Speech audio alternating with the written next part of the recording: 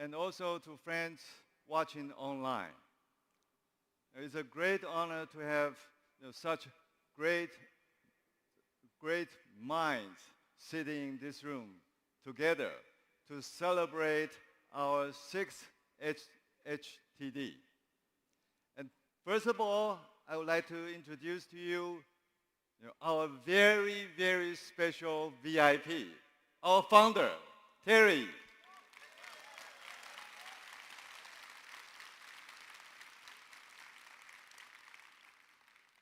And this is, very special period for the founder. And really appreciate that for him to take this time to join our HHTD. This shows a great support and a great, endorsement of our HHTD. I really appreciate it, and from the bottom of my heart, and I would like to give you my deepest condolences. Okay, thank you, thank you. Okay, please have a seat.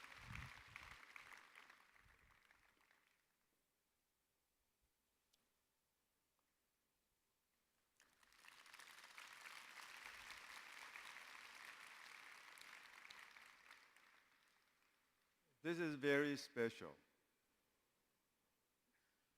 And I think without our founder, Foxconn Group would not be like this. So once again, I appreciate our founders for his hard work in the last 50 more years to build the Foxconn like this. Okay. But to start, I would like to bring you back a little bit to where we started in the past.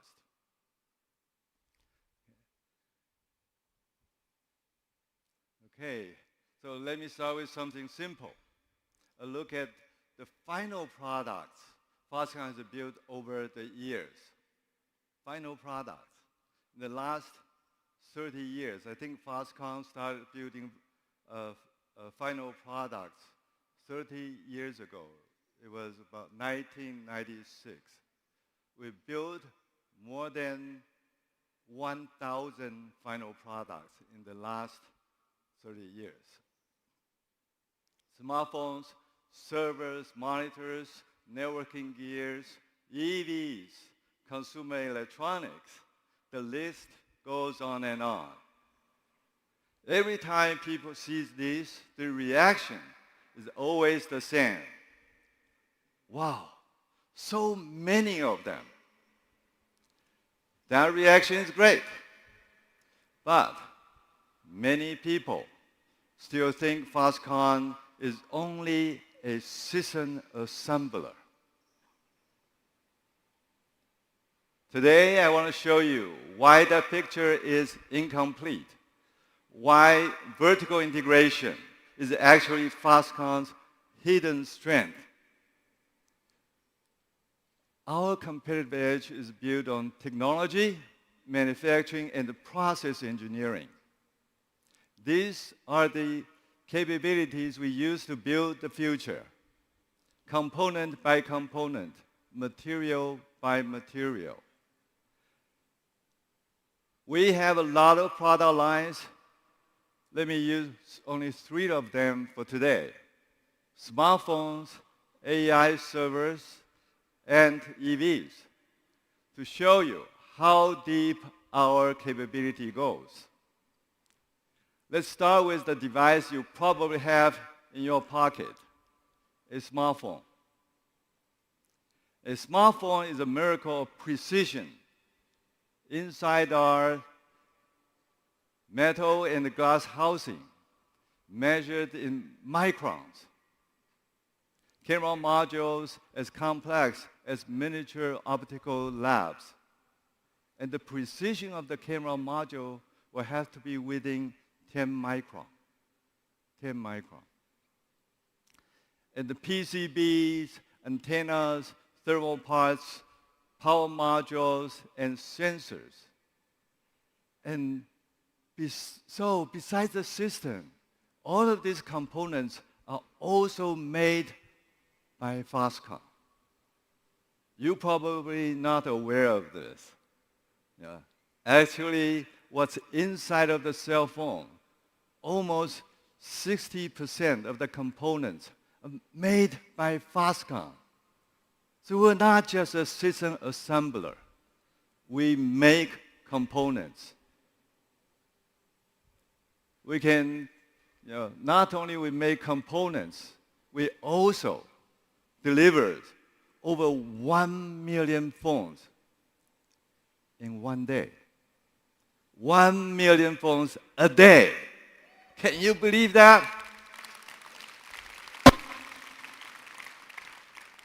That's the scale that we can do.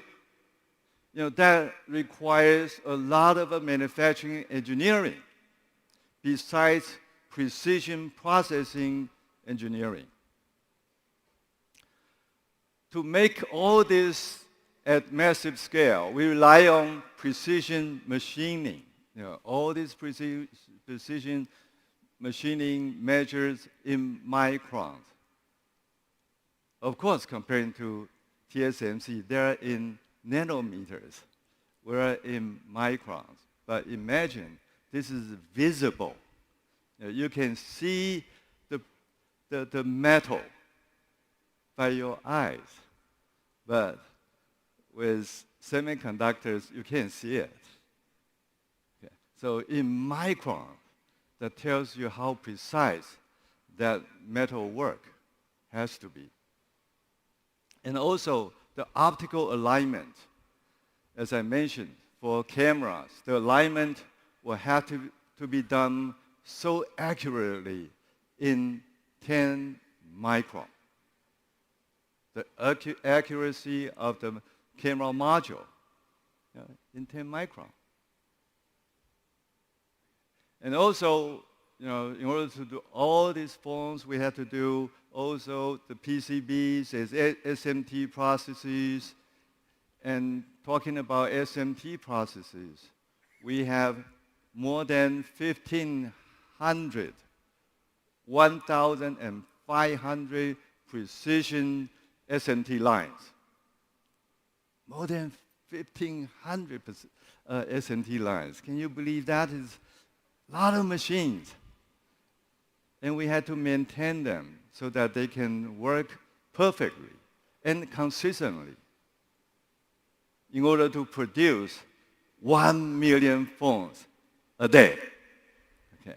Of course, when you touch your phone, the smoothness of the surface finishing is another technology that Foxconn has.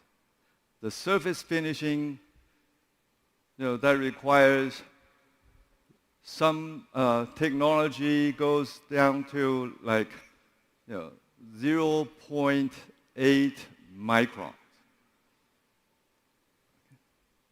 So, Foxconn is not just a system assembler.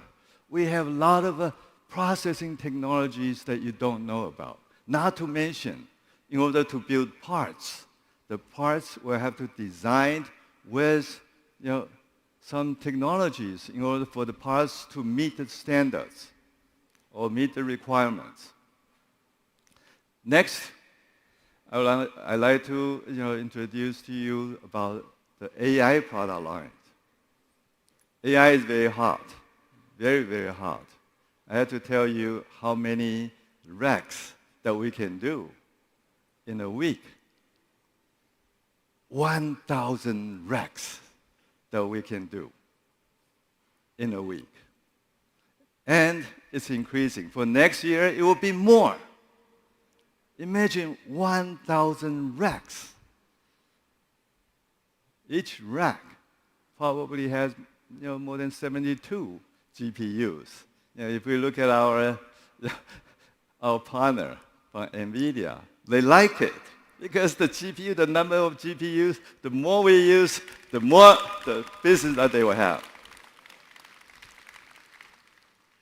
AI system, an AI server or rack looks simple from the outside. It looks simple from the outside. You probably can look, later in our booth. It looks simple, but it has very high density GPU boards, very, very high density GPU boards. These GPU boards, in the past, when we think about the PCBs, 4 layers, 6 layers, when we started with PC motherboards. 6 layers, probably, that would be the thickness, the thickest board that we experienced. But with AI GPU boards, now it's about 10 times, about 60 layers of PCBs in order to support the GPUs. Has billions of processing stuff inside of the GPU. Of course, because of this kind of the high density of computing, the liquid cooling or the cooling pads is also something, a must. And we also do the cooling stuff. And not that many people or customers know about this. When we heard a lot of our suppliers, they're mentioning about their heat sink or cooling expertise, but we already have it. And we already provide our solutions to our customers. Not to mention the power shelves, bus bars, high-speed connectors. All this surround this rack. We can do. Not to count the GPUs or CPUs. We account for about 40 to 50% of the parts for the racks that we can provide by ourselves. That tells you we are not just a simple system assembler. We have technologies to support the systems. Okay, and next, we're going to show you about our EVs. The third example, although the EVs, the volumes are just about at the outsourcing breaking point. What do I mean by that? The outsourcing breaking point. By that I mean, we learned from the PC world. When the entry barrier is getting lower and lower, then you will have more and more competition. And the result of that is that, the price competition, the time to market competition will be shorter and shorter. So when that starts to happen, the division of work for the industry will change. Sometimes I call it the compact moment in the PC era. Compact. I think founders, you remember the compact. We did the very first system for compact. And that caused all, it becomes a disruptive change for the PC industry. I remember a lot of PC makers at that time, they make their own PCs. They're proud of making it by themselves. Just like the current EV OEMs, they're all very proud of making cars by themselves. But when the competition is becoming so strong, the time to cost, time to market, and time to technologies become so short, they can't do everything the way they used to do. They had to rethink about how to redivision the labor. And we have an example. We have a successful example in the PC industry and in the phone industry. So I think the EV is going to happen the similar way. And we are going to be ready for that. So that moment will be coming very, very soon. And same for the EVs. Not only we build the car, we also build body and chassis systems. ECUs, power electronics, battery packs, motors, infotainment, and the display modules. Thermal modules, metal structures, and mechanical parts. We combine the large-scale metal forming, CNC, or by the way, the CNC machines that Foxconn has more than 100,000 CNC machines that Foxconn uses internally. 100,000 of them. So with CNC precision tooling and the electronics manufacturing, energy systems and full vehicle integration, the EV example is a perfect for why Foxconn is far more than a final assembler. You can, later today, you can go out and try to touch and feel about our EVs. I think when you guys come in, you already saw a lot of EVs that Foxconn has done. Okay. Try to, not just look at from the outside, and please appreciate a lot of components of Foxconn inside. You familiar with that term? Something inside. Something inside. So in the future, we're going to pronounce Foxconn inside for our systems. Okay.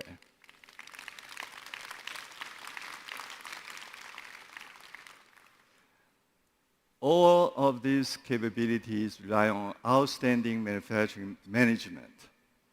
More than 100,000, as I mentioned, CNC machines.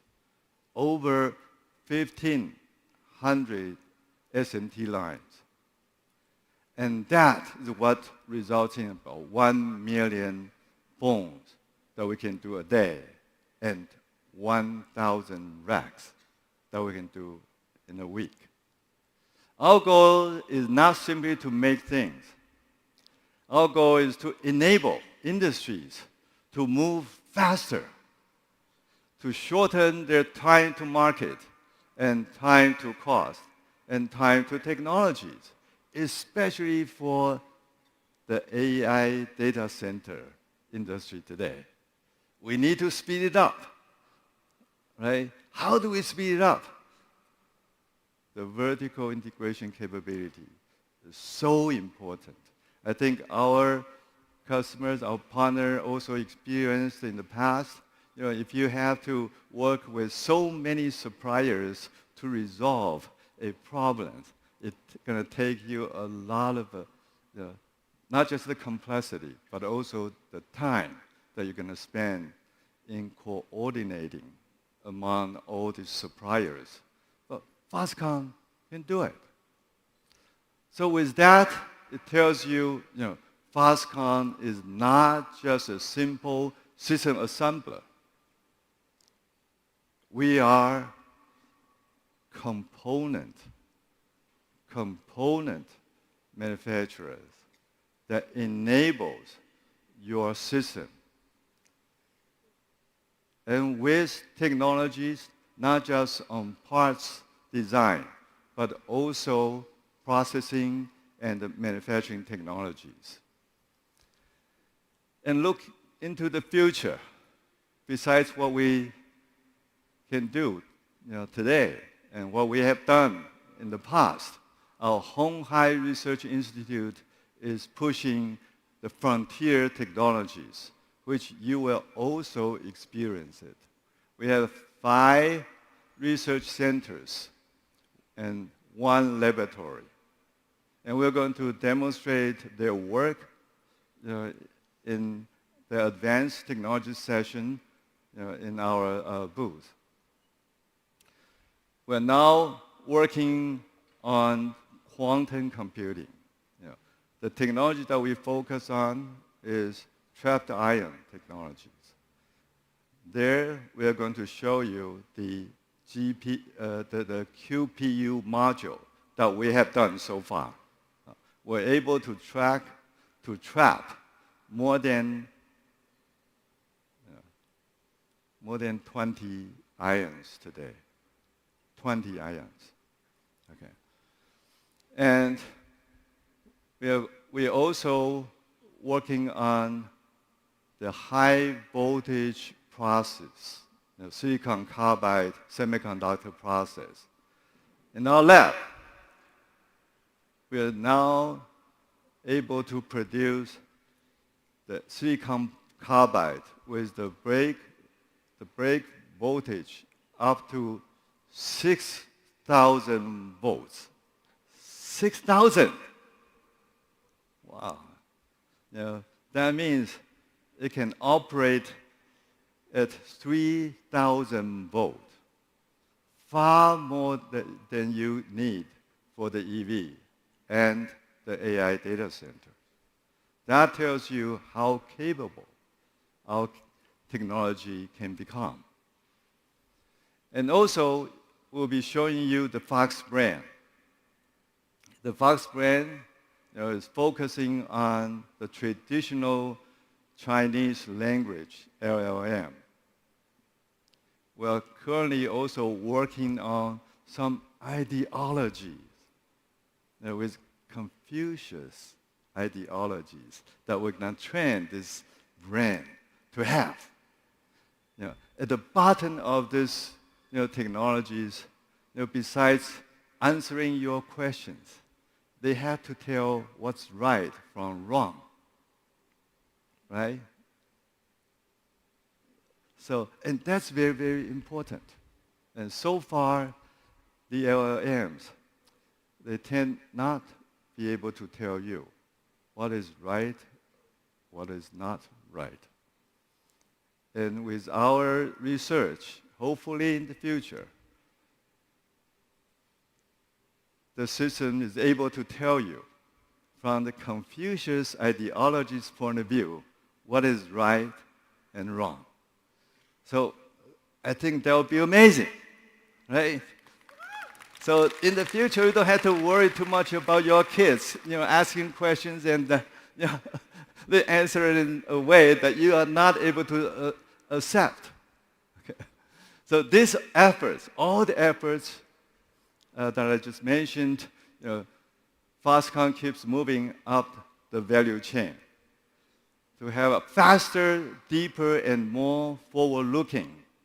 When we share and collaborate and strive, we don't just build products. We build momentum. The momentum to drive, to have a shorter time to market, time to cost, and time to technologies. And our vertical integrated foundation enables deep collaboration with world-class technology leaders, which you will be hearing them very quickly. With world-class technology leaders, partners we rely on, who will rely on us because they know that Foxconn can turn ideas into reality. And that's very, very important. Okay. You can have a lot of design engineers. They can have great ideas. Yeah. I remember our friend Johnny Ive, when they make their phones, they can draw a very nice picture of a phone, but they can't realize it. So, with Foxconn, we try to make their dream come true, okay, by realizing their ideas. This morning, you're going to hear about our next level of AI and NVIDIA cloud partners. You will also hear about our collaboration towards level 4, autonomous driving from the recent announcement with NVIDIA, Uber, and Stellantis. Imagine, we're going to run our level 4 robo-taxi in Taipei with this technology running on the car built by Foxconn. Would that be fantastic?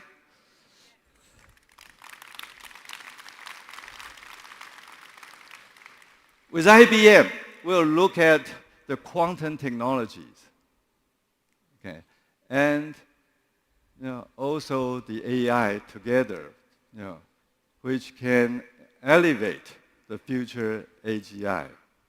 Okay. With NVIDIA and ABB Robotics, we're going to discuss physical AI in industrial manufacturing. And you'll be hearing about our work on the AI robotics platform with Alphabet's Intrinsic. Okay. Foxconn's innovative CDMS business model for EVs will be in the spotlights with Japan's Mitsubishi Fuso, which you will be hearing what they're going to do in Japan. But also, we're going to show you the EVs that Foxconn has designed for the Japan market. We understand that innovation doesn't happen in isolation. None of this would be possible without our partners and colleagues. One of our newest partners is OpenAI. In very short years, it is amazing the achievements OpenAI has made. You will hear from Sam. You will hear from Sam himself. But he is not present in person. He has a video recording from him about strengthening the supply chain with a new class of AI hardware together with Foxconn. I can't wait to hear about all the powerful partnerships. To kick off our fantastic lineup this morning, let me welcome my great friend, Alphabet's Chief Product Officer of Other Bets, Hiroshi Lockheimer. Thank you, Young, for that warm welcome. I'm very excited to join you all at Honhai Tech Day. Foxconn is an important partner to Google and Alphabet, and our collaboration has helped bring to life some of the most important technological innovations of the past decade. We're grateful for the close partnership and are proud of the great products we've built together. AI is a once-in-a-lifetime technology. We're still in the early days, but we believe AI will be the most profound shift of our lifetimes. It will spur innovation, opportunity, and growth in industries and economies around the world, fundamentally shaping the future in exciting ways. Our partnership is at the forefront of this innovation as we bring together Alphabet's world-class AI and Foxconn's pioneering 3+3+3 strategy to unlock new opportunities. First, smart manufacturing. This is a really exciting space, and we're working together to combine our advanced AI and robotics platforms with Foxconn's deep manufacturing expertise. Together, we aim to build the factory of the future and solve the most difficult challenges in industrial automation and production. We have exciting developments to announce, so please watch this space. Next, smart EVs. In support of Foxconn's contract design and manufacturing service model, we're integrating Gemini to deliver enhanced navigation experiences for Foxconn's electric vehicles, helping to shape the future of the automotive industry. And finally, AI transformation. Gemini is already serving as a powerhouse for efficiency and innovation within Foxconn. Through Google Cloud, our partnership is strengthening global digital resilience, enhancing cybersecurity, and boosting productivity, serving as a great foundation for 3 smart platforms. On top of all this, we're also working together to support local industry and talent. Foxconn joined Google's Project Hatcher program supporting Taiwan's startup community. Google also participated in Foxconn's summer intern program, offering joint training. The potential of AI is immense, and I'm excited to see what our partnership will build for the future.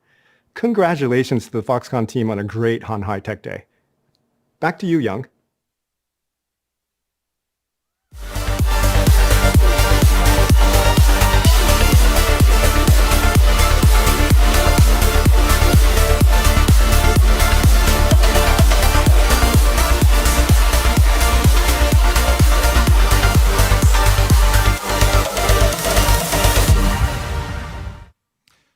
Ladies and gentlemen, what an incredible way to start this year's Honghai Tech Day. A message from our partner, a special appearance by our founder, and a visionary keynote by our chairman, Young Leo. It would thus only be appropriate for me to introduce our next speaker, the CEO of Vision Bay, my friend, Neo Yao.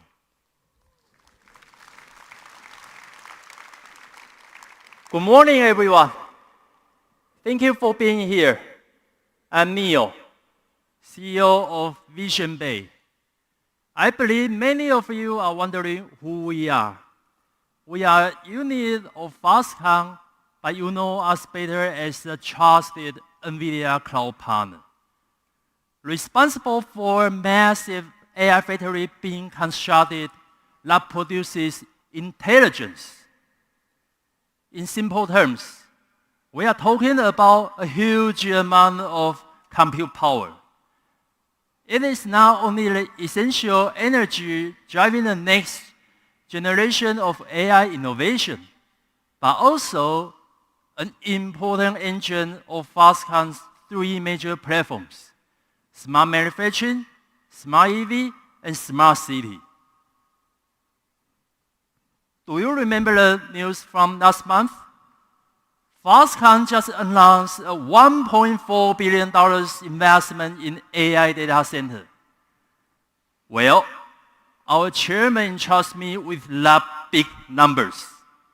And suddenly I found my personal valuation just jumped to $1.4 billion. That is amazing.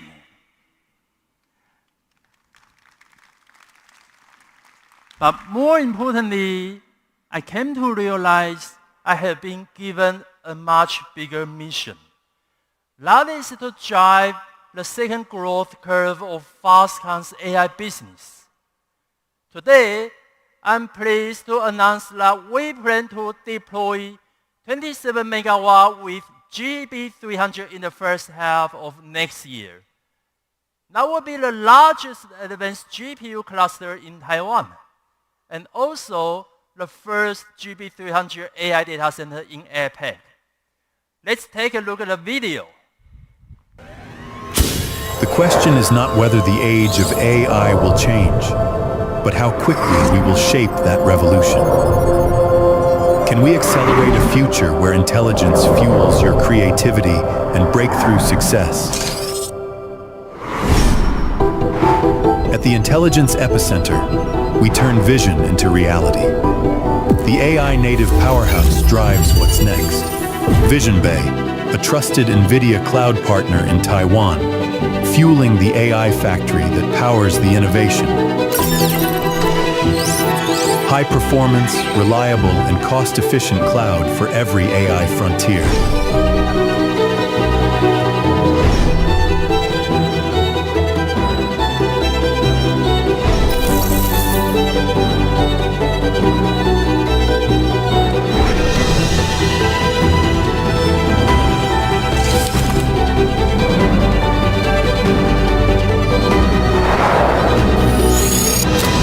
With the rise of AI, we power progress from factories to cities to mobility.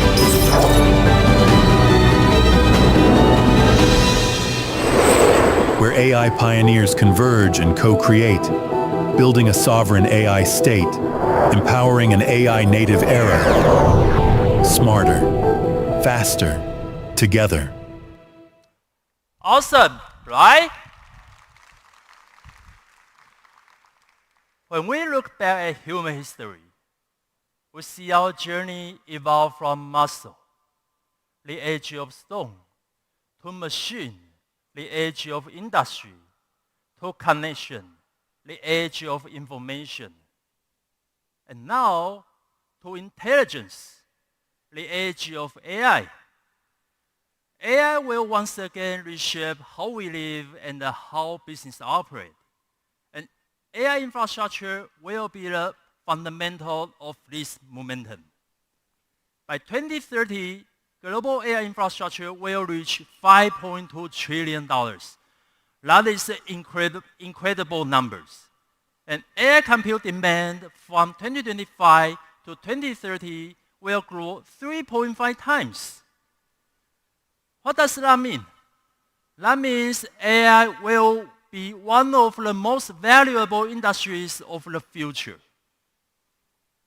So we will start from Taiwan, building a complete sovereign AI solutions to empower the whole AI ecosystem development across Asia. We plan to realize these visions through 3 key dimensions: cost-competitive, rapid deployment, and application integration. Vision Bay will unite Foxconn's manufacturing, design, and supply chain capabilities to deliver the most competitive hardware. Besides, we secure key resources and integrate from infrastructure to application.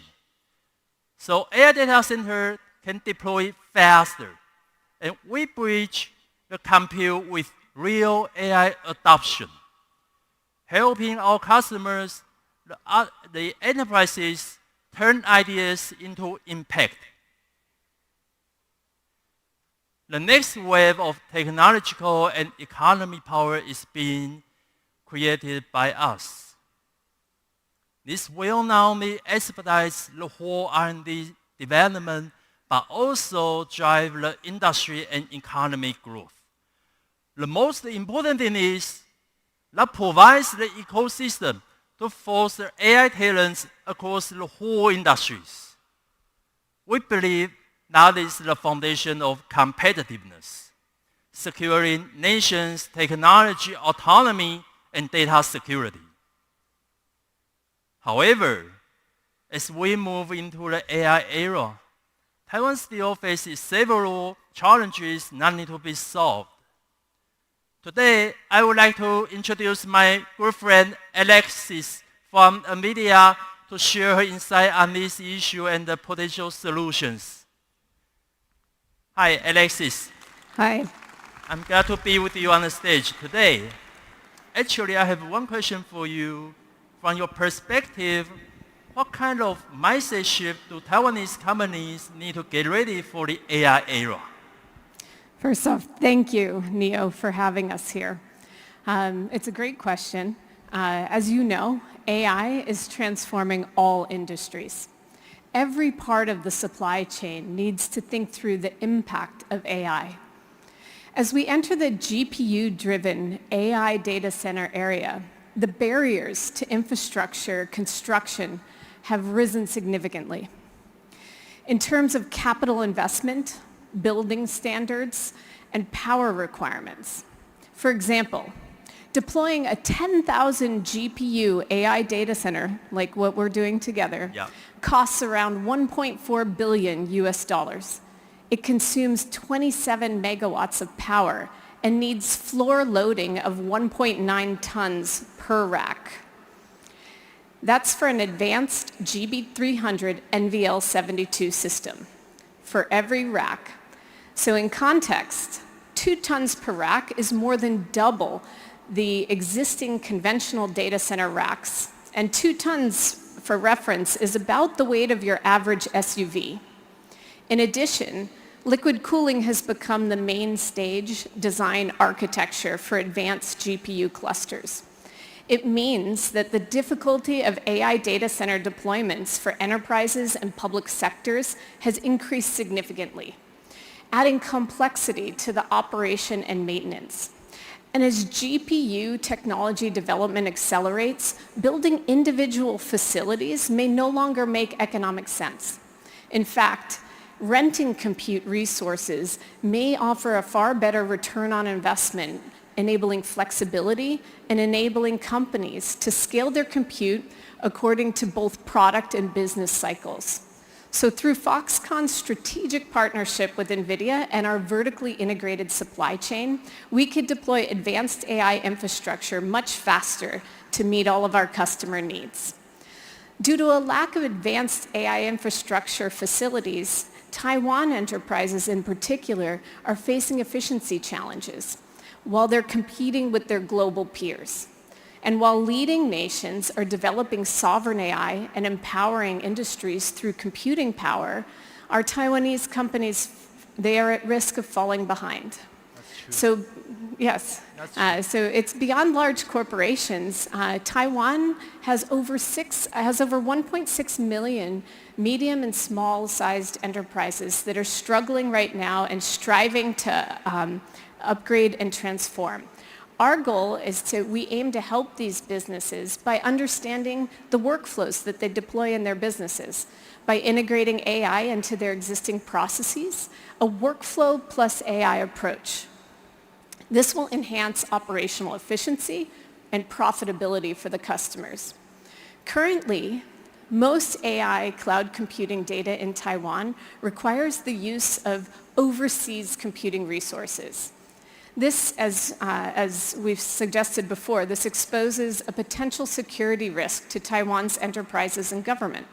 Therefore, we plan to build a secure local computing center in Taiwan together, which is the concept of sovereign AI. This allows Taiwan's domain knowledge and key technology data to remain local and ensure data security. NVIDIA and Foxconn's goal is clear. We want to build a fast and easy-to-use, cost-effective AI solution. In the future, we'll further integrate server manufacturing, facility deployment, and operational capabilities to ensure not only a faster time to market, but optimal compute performance and energy efficiency. Vision Bay will also build an NVIDIA-centric marketplace platform, integrating other strategic partners and Foxconn's AI application so that all industries can easily integrate AI into their workflows. Combining facilities, operations, and AI application platforms, Vision Bay is able to strengthen their position as a leading AI factory solution provider. So Neo, what's your next step? Alexis, thank you. Actually, we have seen a lot of opportunities in AI. We are committed to building the complete AI ecosystem and expand to the world.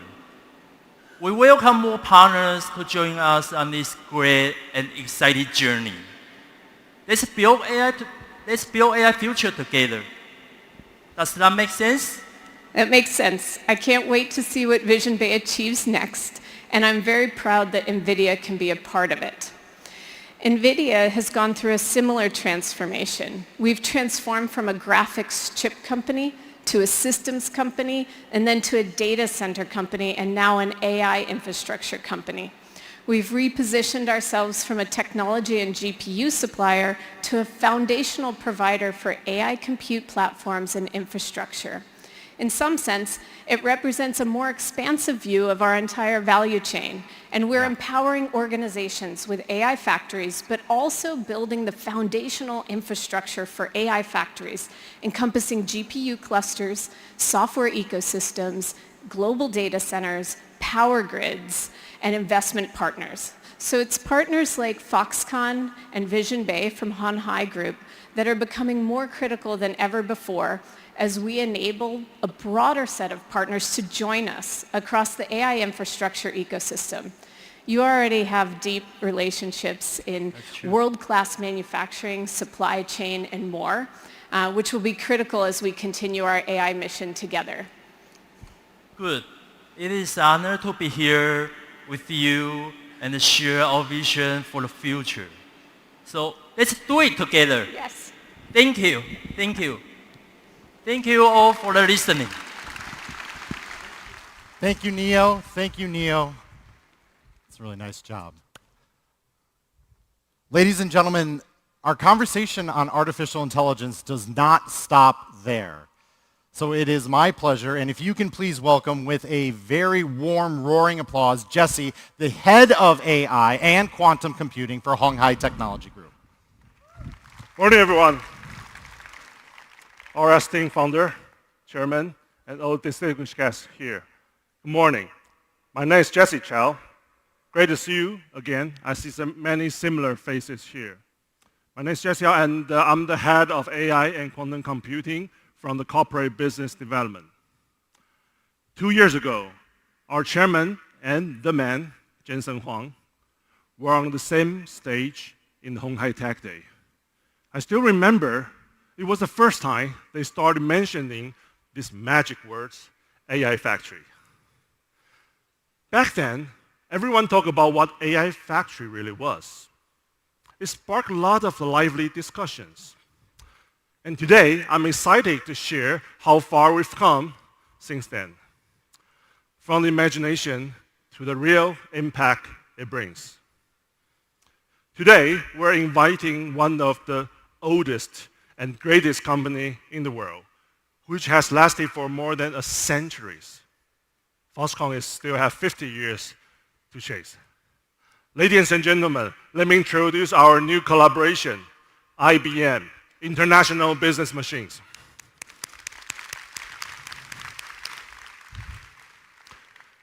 Why IBM? Why IBM in the AI industries? This is a big company, of course. They understand the transformations very well. That's how they last long for these centuries. But with a mindset to continually transform itself, IBM has remained strong in this rapidly changing world.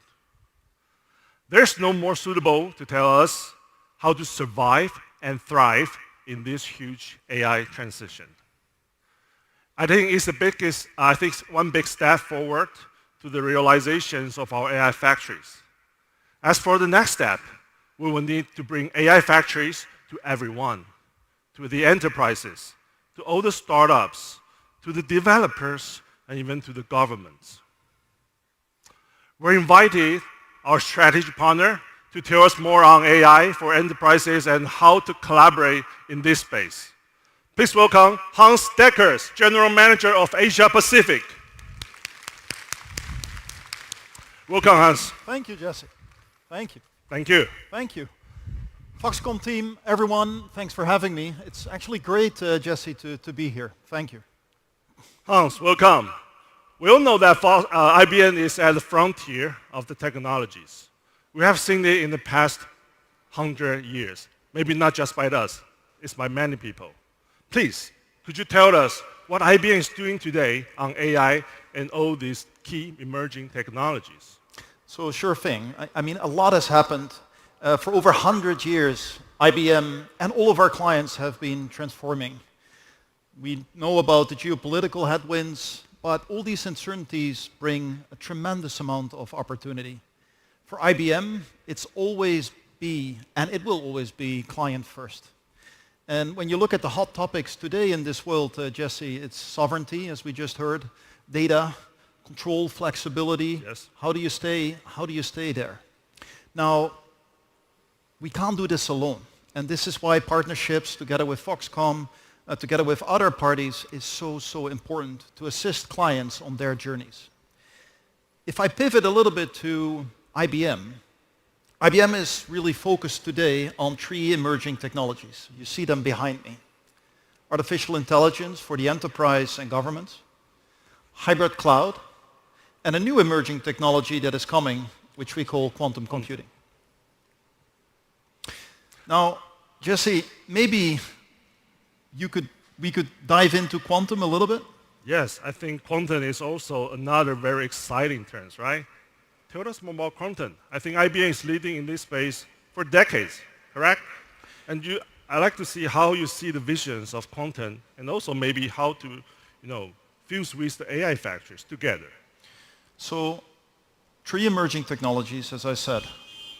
The latest one that is on the brink, if you're an optimist, quantum will be there in 2 years. If you're a pessimist, it's 4 years. So take your pick. Wow, 4 years.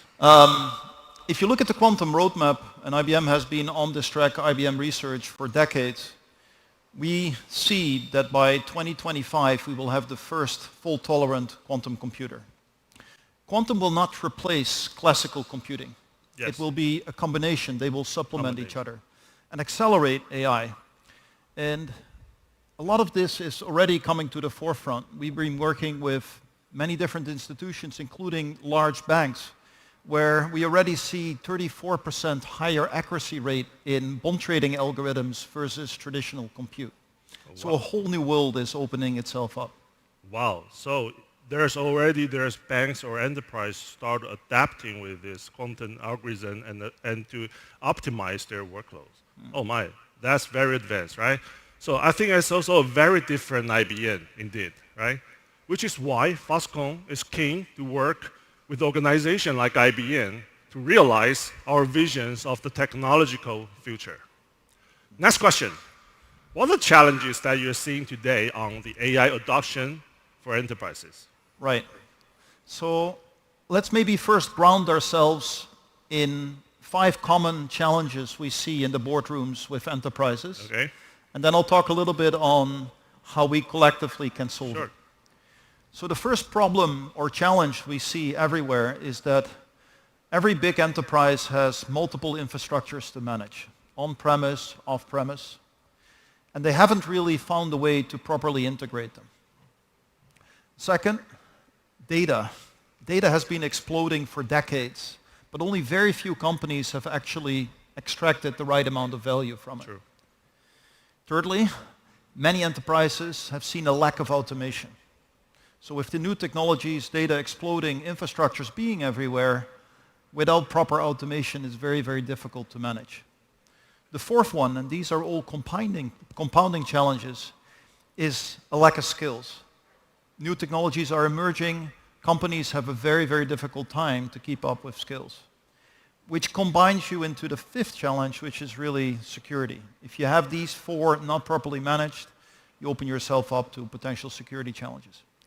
Now, we've been working these challenges with enterprises and governments, and this is really what brings us to the chart behind us. We've been working and collaborating with Foxconn and other providers to create an integrated stack.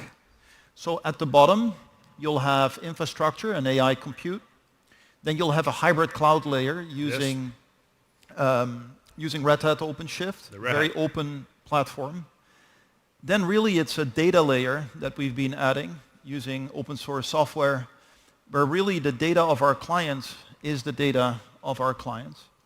Then we built AI models, very specific, unique models, domain specific for the enterprise. Yes.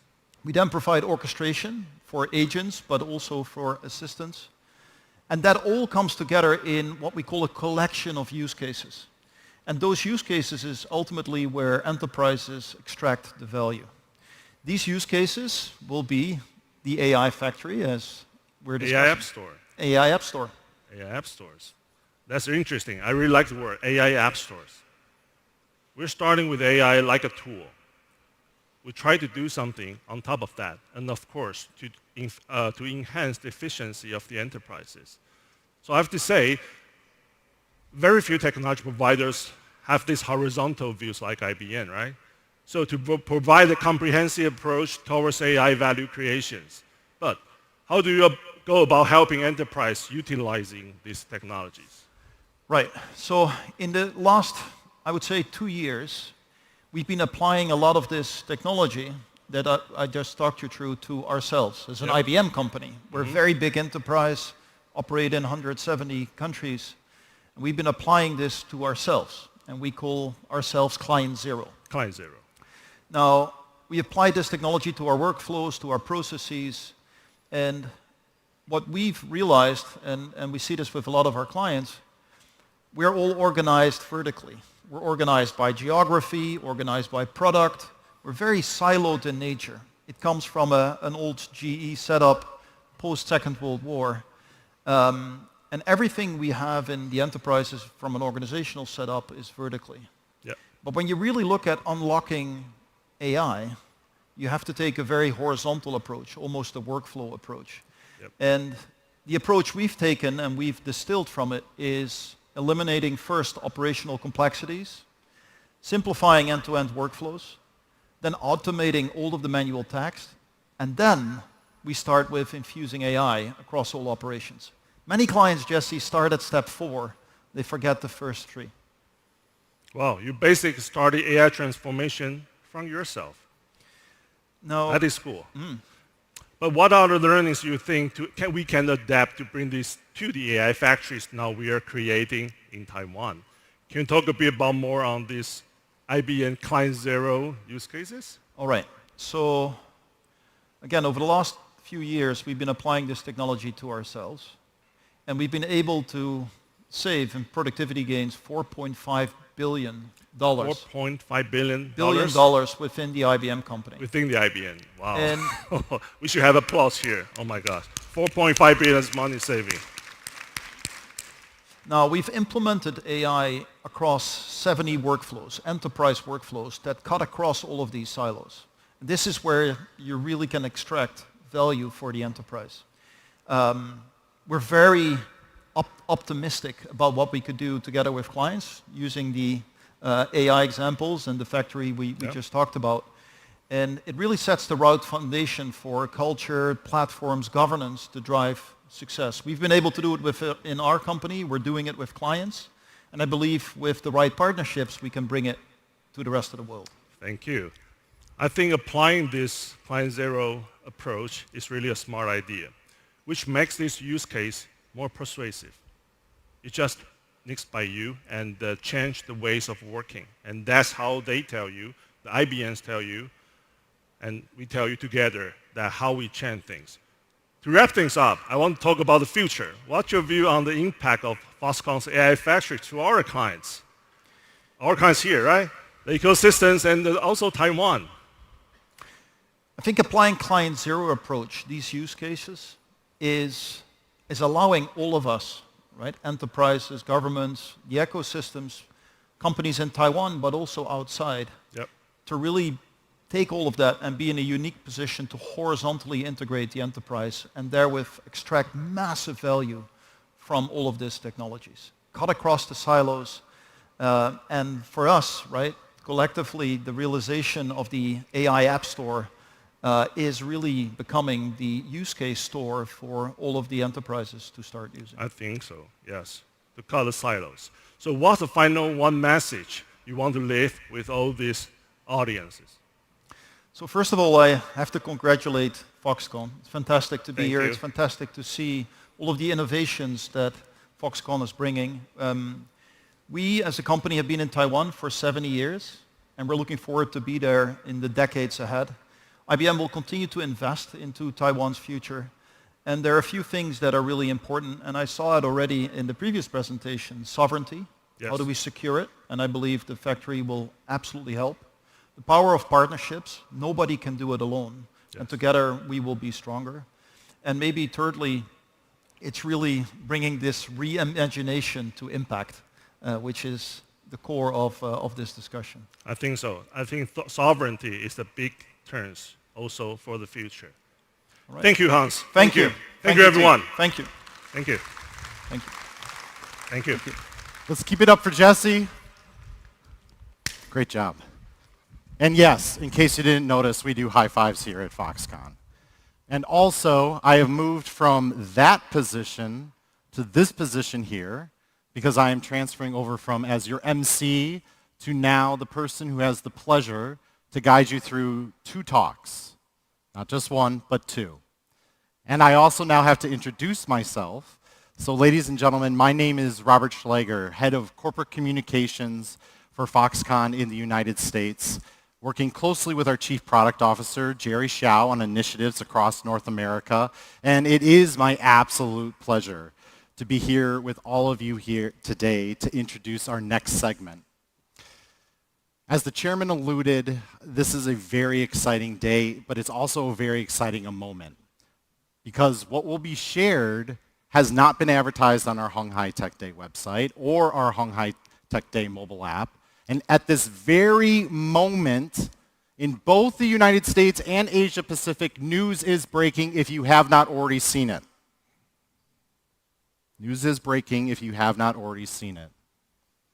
But for those who have not seen the news, or for those who may not know what we're alluding to, this will also be the first time that it is heard in this very room by this incredible audience. We know that a key to Foxconn's success as the world's largest electronics manufacturer and solutions provider is our global network of partnerships. In part, that's what鴻海Tech Day is all about. It's not only a celebration of Foxconn's accomplishments, but it's also a celebration of the accomplishments of our partners. This new partnership is meant to solve problems. Number one, AI infrastructure components and its demand is outpacing supply.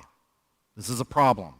Number two, this partnership will strengthen the domestic supply chains across the United States and accelerate the deployment of advanced AI systems. I'm from the United States, and I can tell you that as of 2025, Foxconn's presence in America remains strong. And as our chairman has said, the U.S. remains a key region that is part of this technology group's global presence. Over 6,500 men and women in the United States work at Foxconn with manufacturing operations in 6 states. We are proud of our server production development that is taking place in Texas, Wisconsin, and California. We are proud of our presence in Ohio, which is now positioned as a place for future AI infrastructure manufacturing. And we are proud of the Foxconn employees who work in Indiana and Virginia. This partnership is good for our business in the US, our business globally, and is mutually beneficial. This partnership takes place with a company that we are all familiar with.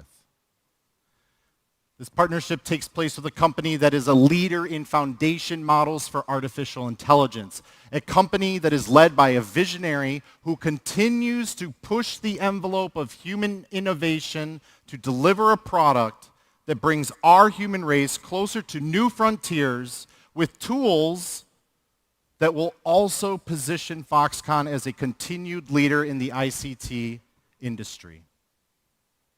That company is represented here by a very special guest who will deliver the honor of introducing that visionary leader's video message and our announcement.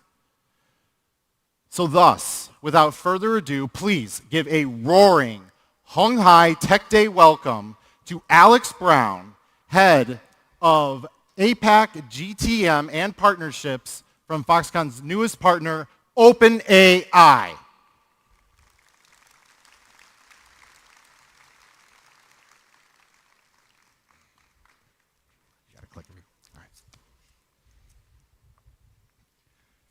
Good morning, everyone. I'm Andy Brown. I lead go-to-market and partnerships at OpenAI across Asia Pacific. It's an honor to join you here at鴻海Tech Day. Foxconn is the world's leading electronics manufacturer, and we're proud to have today announced a partnership that will help strengthen global supply chains and meet both existing and future needs across the industry. The pace of progress in AI is accelerating, and demand for the systems and hardware that power it is growing just as quickly. We're excited for what we can create together as we explore what next-generation AI infrastructure will look like. To share more about this collaboration and the vision ahead, here is a short message from our CEO, Sam Altman. Hi, everyone. I'm sorry I can't be with you all in person for鴻海Tech Day, but it was great to be with Chairman Yang at our headquarters in San Francisco recently. We talked about the rapid progress we're seeing in AI right now, and we signed the new agreement that we're announcing together today. We are proud to work with Foxconn, the world's leading electronics manufacturer, to design and build the next generation of AI hardware in the United States. Demand for critical components in AI infrastructure is already far outpacing supply, and we expect that will only continue over the coming years. This agreement is about strengthening the supply chains to meet the existing and future needs across the AI industry. This field is progressing very quickly. Just 3 years ago this month, we released ChatGPT. Before that, few people had used AI. Today, 800 million people around the world use our tools each week to learn, to create, and to build. And while AI is already bringing a lot of value to people around the world, there's huge potential ahead as the technology continues to advance, from accelerating scientific discoveries to increasing productivity across the global economy. As these models become more capable, they'll require new and more hardware to support them, new racks, new cooling, power systems, and more, and a strong supply chain behind all of it.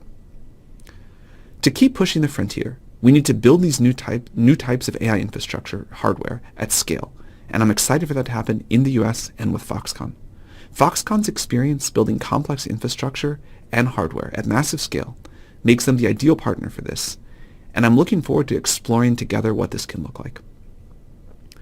We'll share insight into emerging hardware needs across the AI industry, and Foxconn will use that to design and prototype new equipment that can be manufactured in America. The hardware that powers advanced AI infrastructure will play an important role in ensuring this technology is widely accessible and benefits all of humanity. As we look to 2026, I see extraordinary potential ahead of us. This partnership would not have been possible without Chairman Young's vision and deep understanding of AI and its potential. I'm incredibly excited about what this work will help create in the future as we work to bring AI's benefits to people everywhere. Thank you.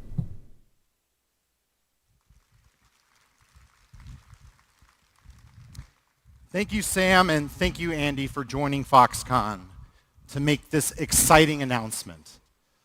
Thank you for your collaboration, and thank you for your visionary leadership to the future. Now, before I begin my second session, I am going to need a little bit of audience participation.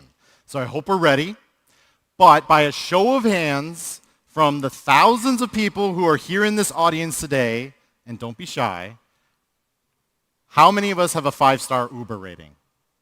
Oh, okay, so Seki, we got one. Jesse, I see a few in the back.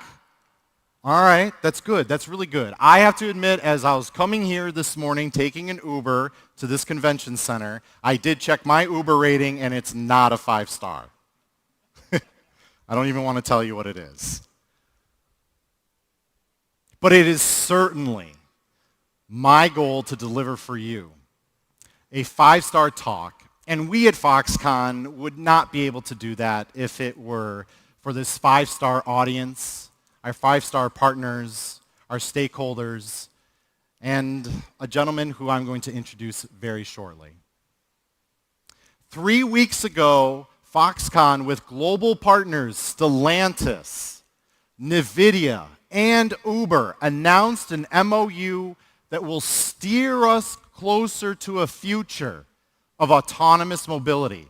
Or put another way, a world whereby all of us can access reliable and safe robotaxis, a self-driving rideshare. We are familiar with who these players are and what they bring to a partnership. Stellantis, with global vehicle manufacturing know-how.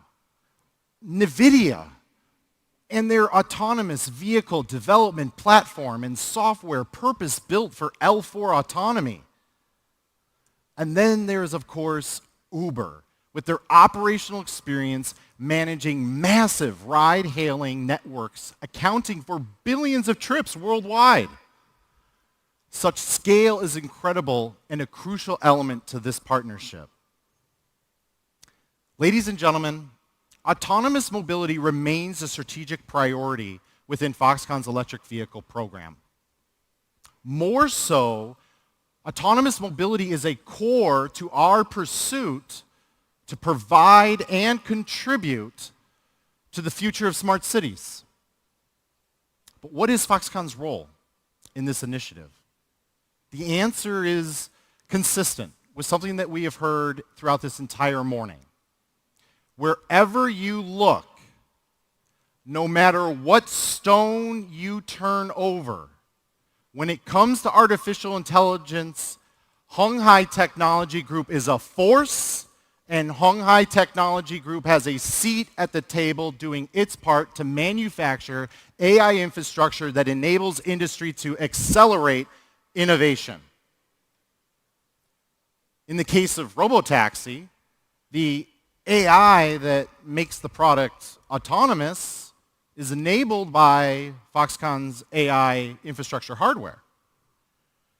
This collaboration demonstrates that Foxconn is your turnkey solution and system integration partner.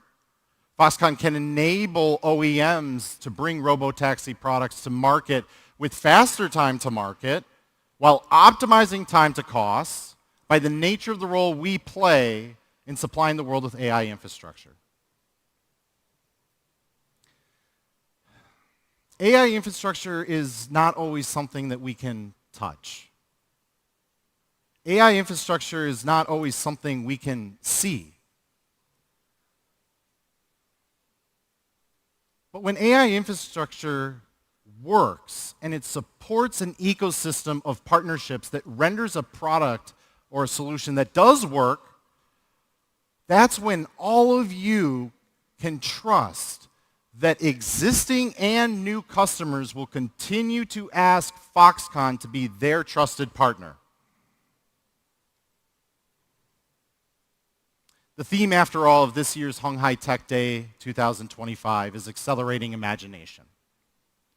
So in closing, let's imagine that someday a safe and reliable robotaxi will become your mode of transportation as you move from your home to wherever your life's journey takes you on that particular day.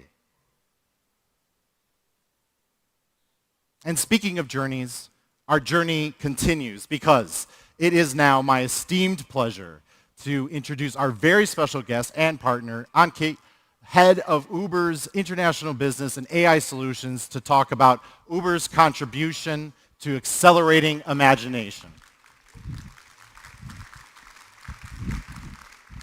Thank you. Good morning, everyone, and thank you, Robert, for the kind introduction. It's a pleasure to be here in Taipei, Nangang, one of the world's greatest centers of technology, innovation, and design, and of course, food. And it's also a pleasure to be visiting as a partner of Foxconn, one of the world's greatest companies. Like many of you, I feel I have grown up using products built by Foxconn, devices that have powered nearly every modern digital experience.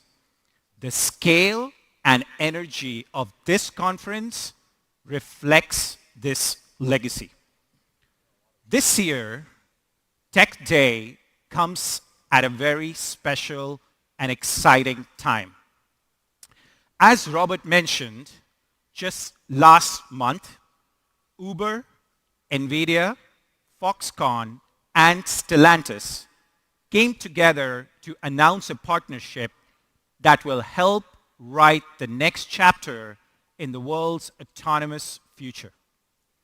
Together, we are combining world-class hardware, AI and platform expertise to accelerate the responsible rollout of autonomous mobility. It's early days, but the potential is extraordinary. Fleets built with Foxconn's manufacturing excellence, powered by NVIDIA's AI platforms, and connected through Uber's global network. It's a collaboration that brings the future closer, grounded truly in safety and trust. For Uber, this partnership is core part of our long-term platform strategy, connecting next-generation vehicles, AI systems, and large-scale demand in a single network that spans the globe.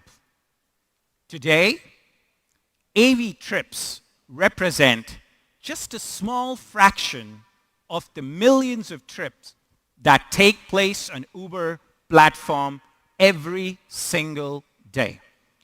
But it's also very clear that we are already on a commercial pathway that builds directly on what we already do best, which is orchestrating trips at an incredible scale with precision, safety, and efficiency.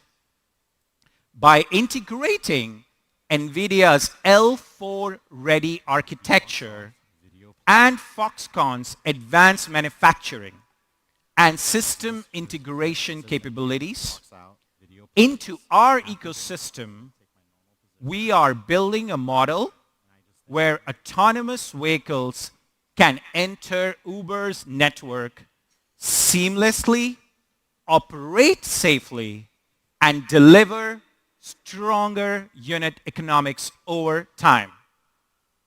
We're also working with NVIDIA to build what we call a data foundry, or a shared AI engine that will process and learn from billions of real-world driving miles on the Uber platform.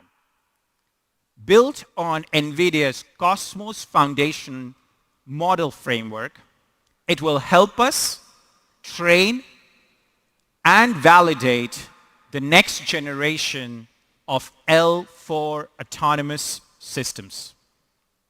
These partnerships make it possible truly to move from experimentation to scaled deployment quickly. They align perfectly with our strategy to make Uber not just the largest mobility network in the world, but the smartest and the most capital efficient one. And sometime in the future, who knows, 5 years, 10 years from now, maybe even sooner, many of us here might arrive at鴻海Tech Day in an autonomous vehicle built through the partnership between Uber, Foxconn, NVIDIA, and Stellantis. It's a privilege to share the stage with so many innovators here in Taipei. Thank you, Foxconn.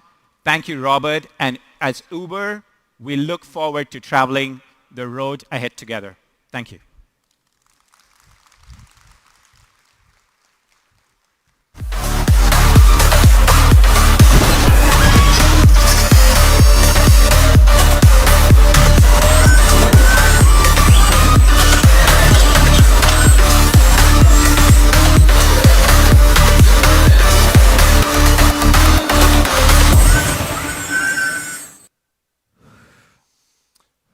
Thank you, Uber.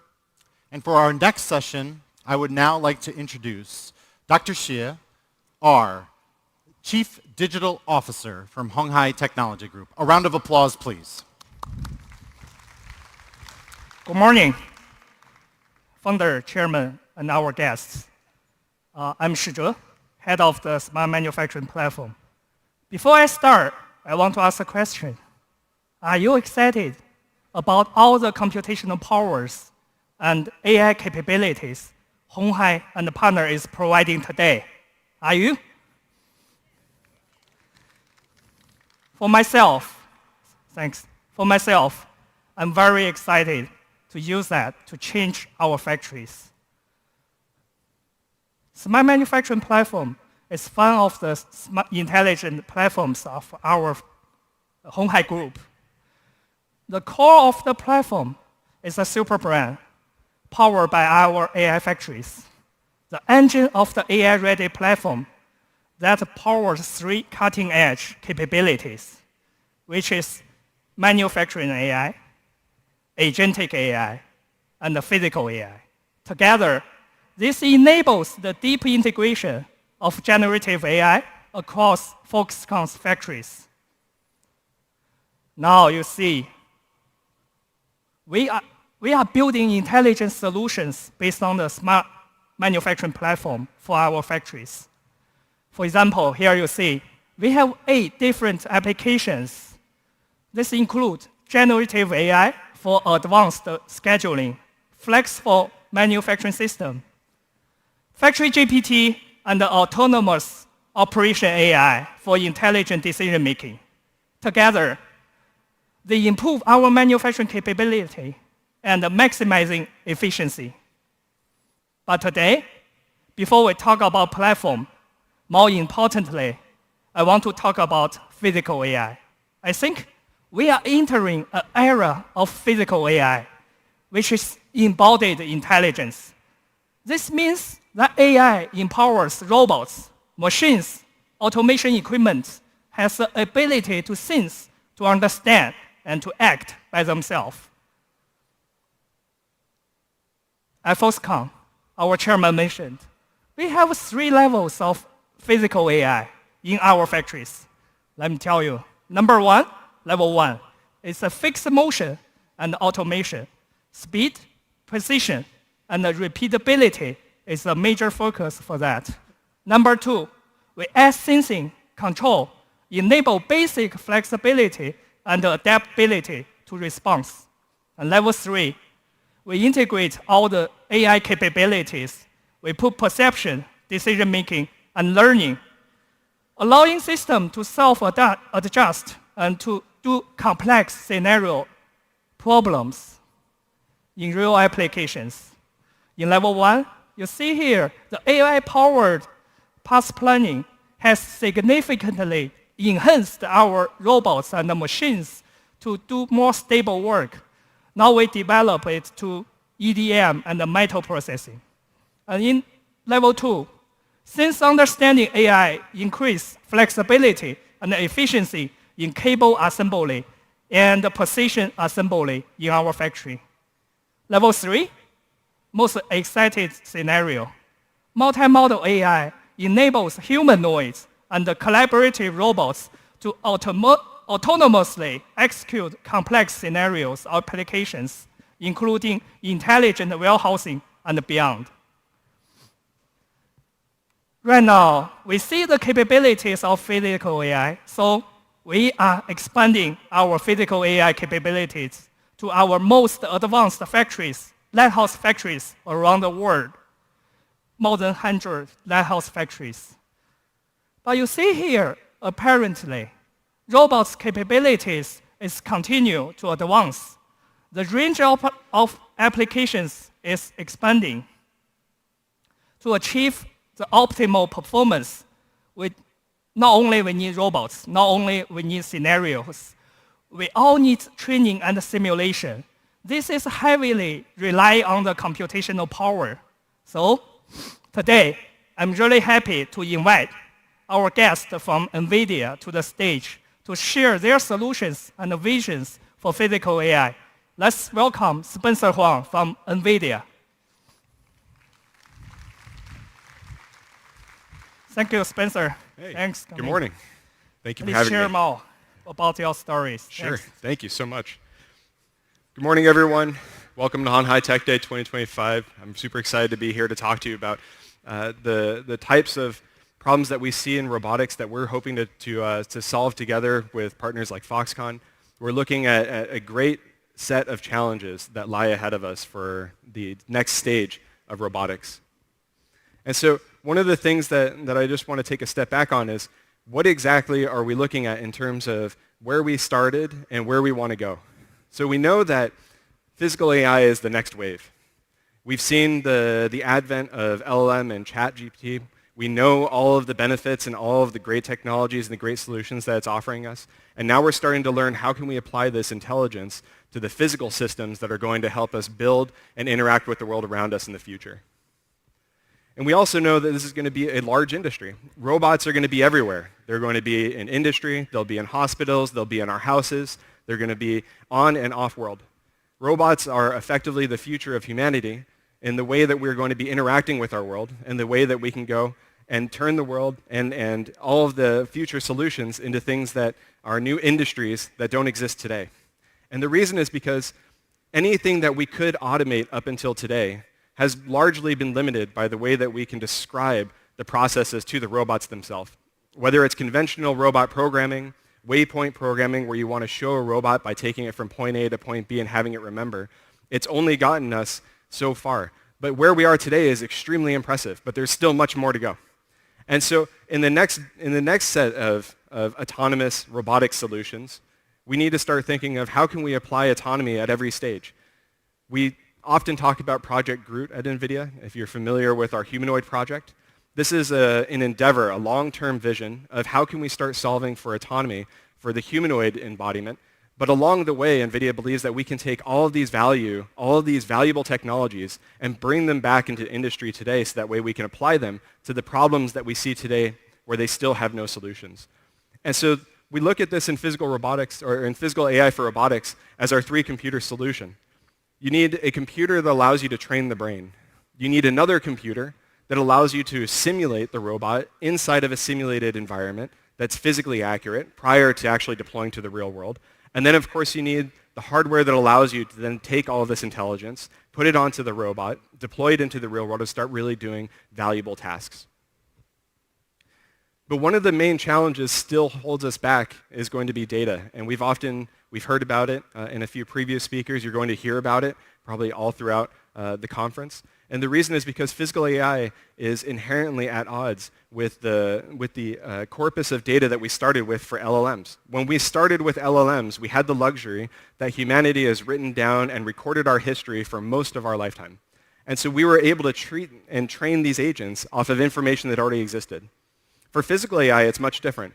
We don't really have much in the way of a large data set that allows us to describe the physical world around us. We don't have much data on how we interact with the world, whether we're touching it, how hard you're interacting with an object. We don't have much information because we never really had means to record it, we never had means to generate it, and we never had means to augment it, meaning that whatever small bits of information you can capture, how can we turn that into large amounts of information synthetically? And so we look at this as the robotics data challenge. When you think of ChatGPT 1.0, pre-training was essentially taking all of humanity's knowledge and baking it up into one initial, the very, very first baseline for what we consider large language model intelligence. But for physical robots, we're still not quite there. When we think of physical AI, we think of what are the types of atomic skills that we're going to require in order for us to have useful robots doing useful tasks in complex environments. And unfortunately, we still don't have that today. And so we're fighting on two fronts. One, we need to be able to capture data that allows us to build up a baseline that gives us general autonomous intelligence. That way we can start post-training all of these baseline intelligence to be doing more vertically specific tasks, things that are going to be much more complicated like industrial manufacturing, right? Everything that we're going to be talking about for smart manufacturing is absolutely on this extremely specialized tasking side because it's not just general pick and place. You're not just picking an object up and putting it down, but you need to do extremely high fidelity, extremely accurate assembly tasks. You need to do extremely precise manufacturing tasks that have to be predictable, safe, and easy to deploy at scale. And so what we build at NVIDIA is a platform called NVIDIA Isaac, and we've broken it up into essentially three core parts. The first is that we believe that you need to have these open robot foundation models. When we're working with Foxconn, we want to be able to bring a baseline intelligence for the types of tasks that are going to be applicable within the factories themselves, within the manufacturing lines themselves. It can't just be trying to retrain these models from scratch every time that you're trying to add a new task. There are simply too many tasks, and there are too many different areas that we need to apply it to. So first, we need to have a baseline intelligence. But how do we get there? We need to have simulation platforms and robot learning frameworks that allow us to train these robots and to train these skills inside of simulated environments at scale and faster than real time. If it takes a human 18 years to get through high school, another 7 years to get through school if you're going through a bachelor's, master's, and even further if you're going to a PhD, you've already spent 20-odd years just trying to learn how to get to your baseline. If we need every robot to go through 20 years of learning before it can actually become useful, we are already too far behind. And so this is where simulation really brings us this answer. The ability to simulate a robot is the same thing as saying, I can simulate something at faster than real time. How can I train a robot in 20 years' time but only spend a few hours in real time? And this is how we end up with scale. not scale on compute, but scale on tasks. And so you can think of it in two ways. One, the amount of tasks that are required for us to do valuable tasking inside of these industrial spaces is extremely large. And it doesn't just start with basic tasks. You have to create these compound, extremely complex tasks. And so one, the task is really complex. On the other side, in order to capture all the data for each of these tasks, it is exponentially greater than the task that you have. And the reason is because a single task can be applied to many different environments. When you're looking at a chef, they don't just know how to cook in one kitchen. They can cook across many kitchens, across many different domains, across many different regions. And so the skills themselves are transferable. And so this is why we need to have simulation platforms and these robot learning frameworks to allow us to train these skills and apply them to all these different domains prior to actually deploying them into the real world. But in order for us to actually scale out all of the data and all of the simulation work that we have, having the foundational technology is not enough. We need to be able to have new ways of capturing the data and taking the data that we capture and multiplying it in simulation and then augmenting this data in simulation to give it more diversity so that way that we can build up this data set. And so all three of these are essentially trying to solve for one of the problems that we were already blessed with in the beginning of LLMs, which is we didn't have the data that LLMs have, and so we have to build it ourselves. And so this is our way of trying to solve for this data gap, trying to save for the data problem by creating a set of platforms that allow all of us together to be able to generate and capture the data that's required in order to build out these necessary skills. But unfortunately, we can't just do that alone. NVIDIA is a platform company. We believe very, very heavily that we need to work with the ecosystem, and it makes even more sense for us to do this with robotics. And why is that? Because every robot that you're going to deploy, every task that you need to train and then deploy into a manufacturing facility is going to be dependent on so many different partners throughout the value chain. Whether it's the robot OEMs, the end effectors, the people that are making actuators, those that are simulating the platforms, bringing this to scale in cloud, all of these come together because as an ecosystem, we're able to start solving for this grand challenge.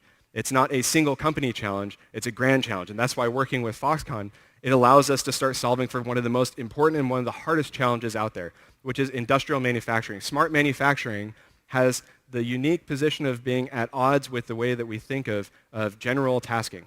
So think of it like this. If you go on the internet, almost everything that we see that is common to our daily life, we could train to have a robot go into our house and maybe help us clean our house.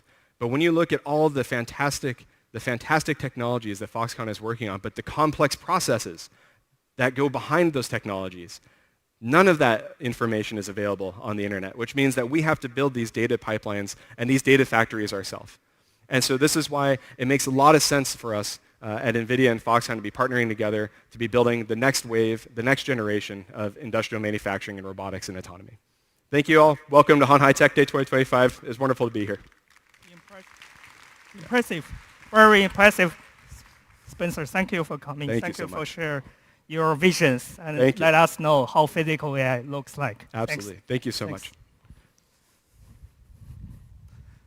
much. We can feel that robot industry is going so fast. AI brings significant change to the whole industry. We see the humanoids, we see the level 2 flexible robots, but we also see a fundamental change for the traditional robots and automation together with AI. So now, I want to invite our second guest speaker to the stage to share their journey on the physical AI. Let's welcome Mark Segura from ABB Robotics. Hello, Dr. Hey, Shi. welcome, Mark. Nice to meet you. A lot of change on the automation industry. Do you want to share more about your thoughts Of and course. your visions? Yes. Next Thanks stage a is lot. yours. Thank you. Thanks. Thank you. Thank you, Dr. Shi, Chairman Liu, Foxconn team. It's an honor for us to be here to explain you our today's vision of the factory of the future of ABB Robotics. Why I say today's vision? Because we've been 50 years around, so we've been building many factories of the future over the decades. In fact, in 1974, a group of pioneers, Swedish engineers, were made aware that Intel had produced the first CPU, and they thought this can be the way I can realize what today is understood as a modern robot, electrically driven by electrical motors, microprocessors control robots. So over decades, we've been developing to a global leader in industrial robotics. Today, our portfolio spans from different types of robots, SCADAs, large, middle, small, parallel robots, a big number of cobots, autonomous mobile robots, and beyond autonomous mobile manipulators. We have close to 200 different mechatronic embodiments in our platform. At the same time, we've been developing software and adding eyes, adding vision, adding embedded force control, so our robots become more and more intelligent. Through these decades, where we were, as many robot companies, grown in automotive, we have also developed new factories for new industries in food and beverage. Since 2008 and 2009, the development of consumer electronics, later on in logistics, and today going in other frontiers like lab sciences and healthcare. As ABB today, we see two pillars for the factory of the future. On one hand, the autonomous and versatile robots. Robots that are beyond precision, safety, and accuracy to become intelligent, autonomous, and adaptable. And coping with that, the next step of robot simulation towards a hyper-realistic digital twin. The two things put together are enabling the factory that we are all dreaming on. So let's start with autonomous mobile robot with a quick video. At ABB, we're creating the future of AI-powered robotics today. Advancing mobility, deepening understanding, and enhancing capability. Combining the latest in hardware with the smartest in AI-powered software. From accelerating scientific discoveries to building faster and more affordable homes and keeping business moving. Our robots don't just see, they recognize objects and can pick, hold, sort, and move them with precision. Our robots don't just act on programming, they understand the world around them in 3 dimensions. They build their own maps to navigate in real time. And they learn from what you tell them or show them, with the versatility to switch between a range of tasks in real time, and the autonomy to get the job done without intervention. ABB robots will do more things, in more places, and do it faster, safer, and smarter, in a new era of AI-powered versatility and independence that we call autonomous versatile robotics.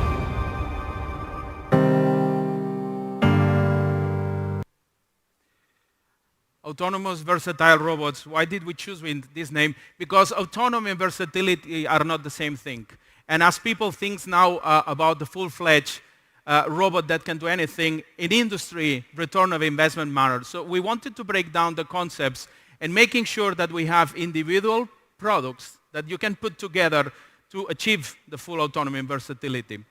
Autonomy is the capability of a robot to perform a task without human intervention in a changing environment. Robotics was about the structured environments. Autonomy is about unstructured and changing environments. While versatility is the ability of a robot to change from one task to another task without human intervention. When you put those things together, and of course including mobility, that's the vision we have for modern and futuristic robotics.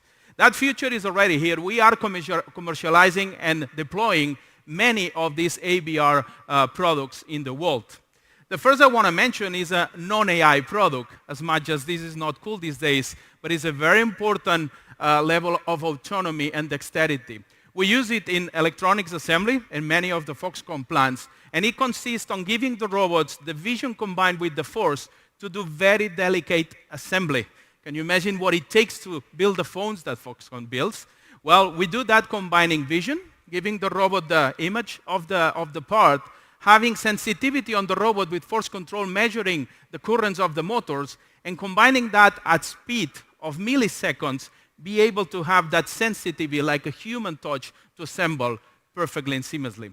That's already kind of degree of autonomy because you can cope with material variations, deformations, and still insert precisely. We have developed our range of mobile robots, and what's really particular of them is their mapping and localization capabilities. We call that Visual SLAM, Visual Simultaneous Localization and Mapping. The autonomous robots are equipped with cameras that see the world in 3D. They create cloud points, and these cloud points go through, of course, neural networks to understand. Not only do they have a very robust navigation that requires no infrastructure, you just open them and they go, but they are also sharing the plans. The fleet sees a common map. We have factories in the US who have hundreds of AMRs deployed with kilometers of factory map sharing the maps together. And that swarm intelligence is, of course, bringing additional yield. But not only that, when you give eyes to robot and brain to robot, the mobile robot also has a semantic understanding of the world. And that has very obvious applications. When a mobile robot, be without an arm or with an arm, has to navigate amongst us, if they would recognize that a person is a person or a box is a box and can put semantic attributes, it can take intelligent decisions. Simple ones like collision avoidance. If I need to avoid an obstacle, I'm most probably going to go to the non-animated object like a box versus going to a person, and so on and so forth. Visual SLAM is not only about localization and mapping. The visual navigation is enabling all these AI features. Another example of vision is what we launched is iMotion platform. Robots need to have eyes. Vision is a default capability of robots, but we know what we dream of and we know what reality was. Integrating vision in robots was still today tedious task of calibration, program coding, and so on. This has to stop if we want to go fully autonomous. With the OmniCore iMotion, we have integrated in our RobotWare and Robot Studio platforms two things that need to go hand in hand. Seeing the part, vision, plus creating a collision-free path planning. That's very important because just seeing the object out of the clutter is not enough. You need to have automatically the robot creating a path to get there. And that's what OmniCore iMotion does. You've got robots moving, you've got robots seeing and creating autonomous, avoiding collisions. And of course, with the advent of generative AI, suddenly everything explodes. All this that is amazing just can be maximized. The first thing we are using, and you might have seen on the media, is to enable large language models to be used to talk to the robots.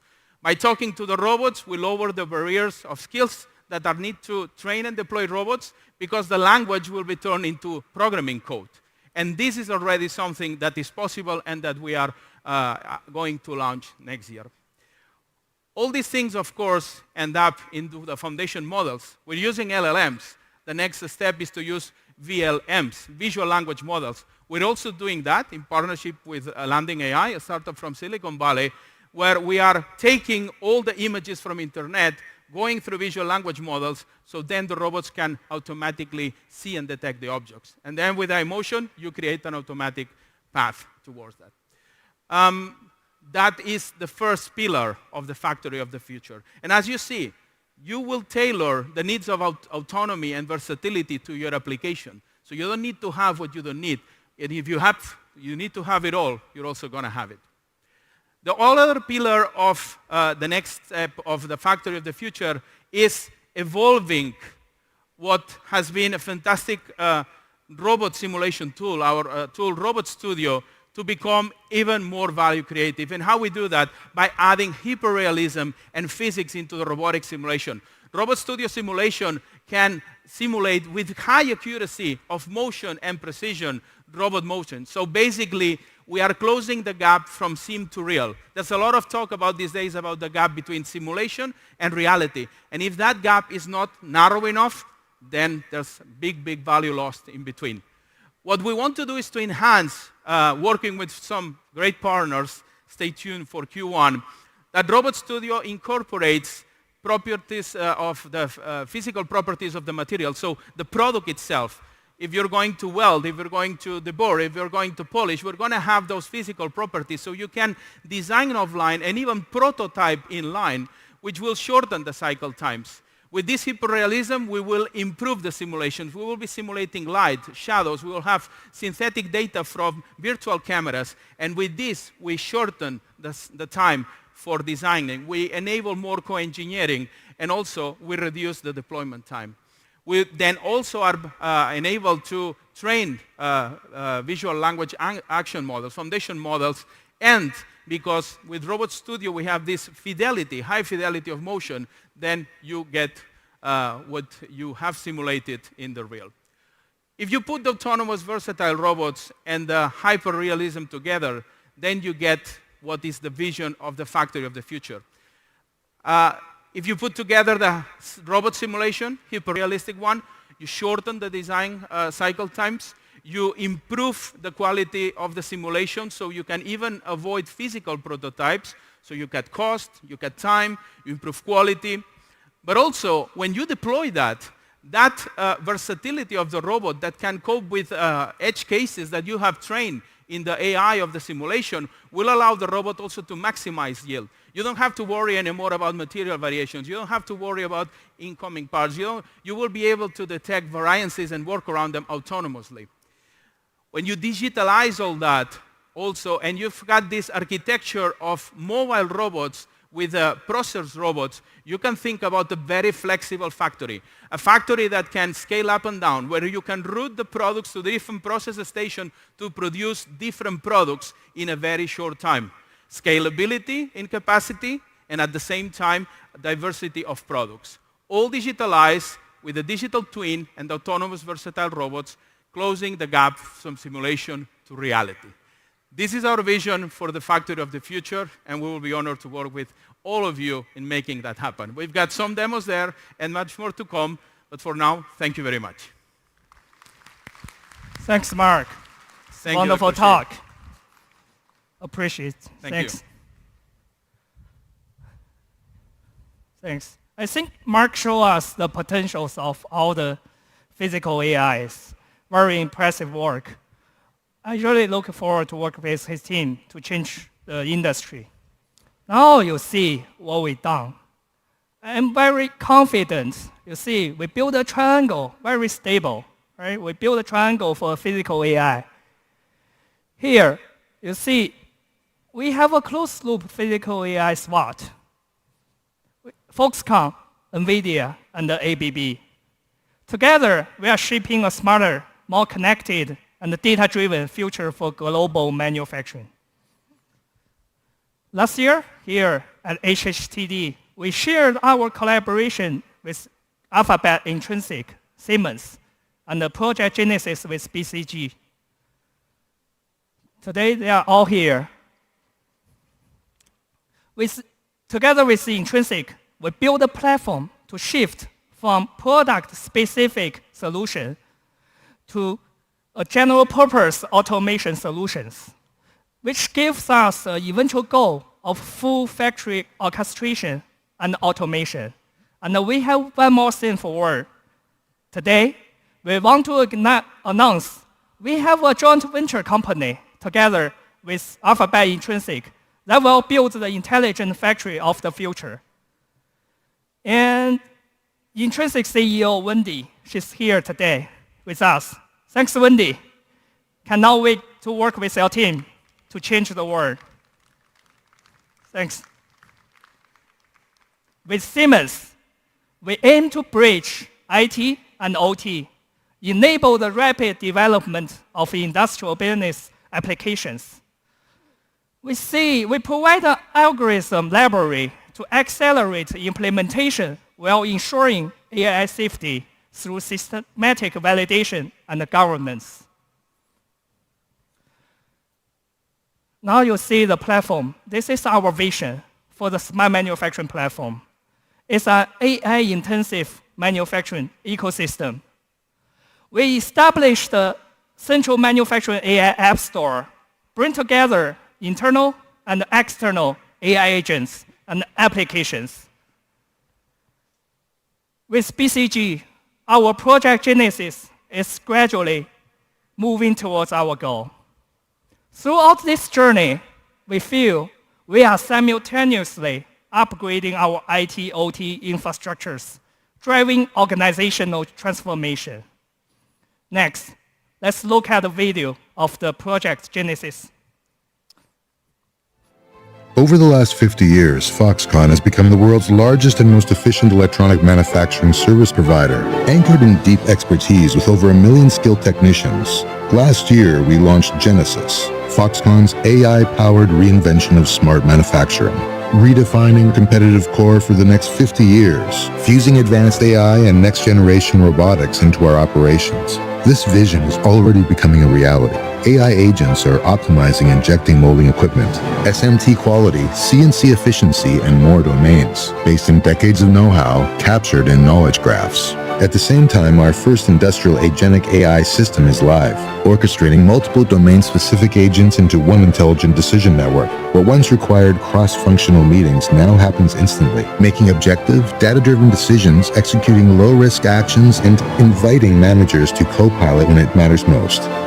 Together with robotics integrated into the physical world, the factory of the future is coming alive, smart, connected, and cognitive. We are rolling out AI agents from one site to move more than 10 factories worldwide, using a simple platform that makes it easy to deploy computing power, process data for AI, and tune each agent for local needs. And we're transforming how we work, cultivating new talent, and redefining intelligent manufacturing services. This is Genesis, with our partners worldwide pushing the boundaries of smart manufacturing. Join us on Honhai Tech Day to see this in action. Now you see, this is a real AI-intensive industrial internet. Now I'm not only excited, I'm in a hurry to go back to the factory to do my works. Thank you for your time. I'm looking forward to work with you. Thanks.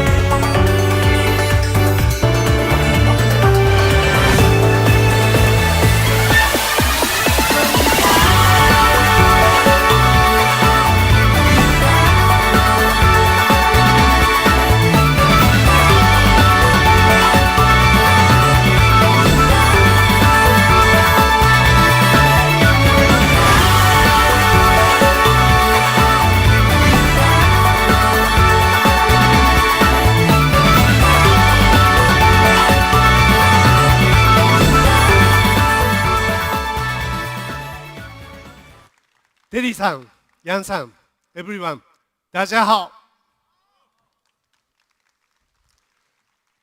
Last year, Andy, chairman of Foxtron, introduced two reference designs of CDMS, Model D and Model U.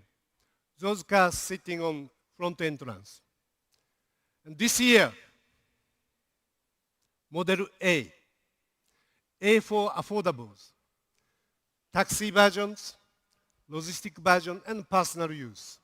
How do you think? Thank you.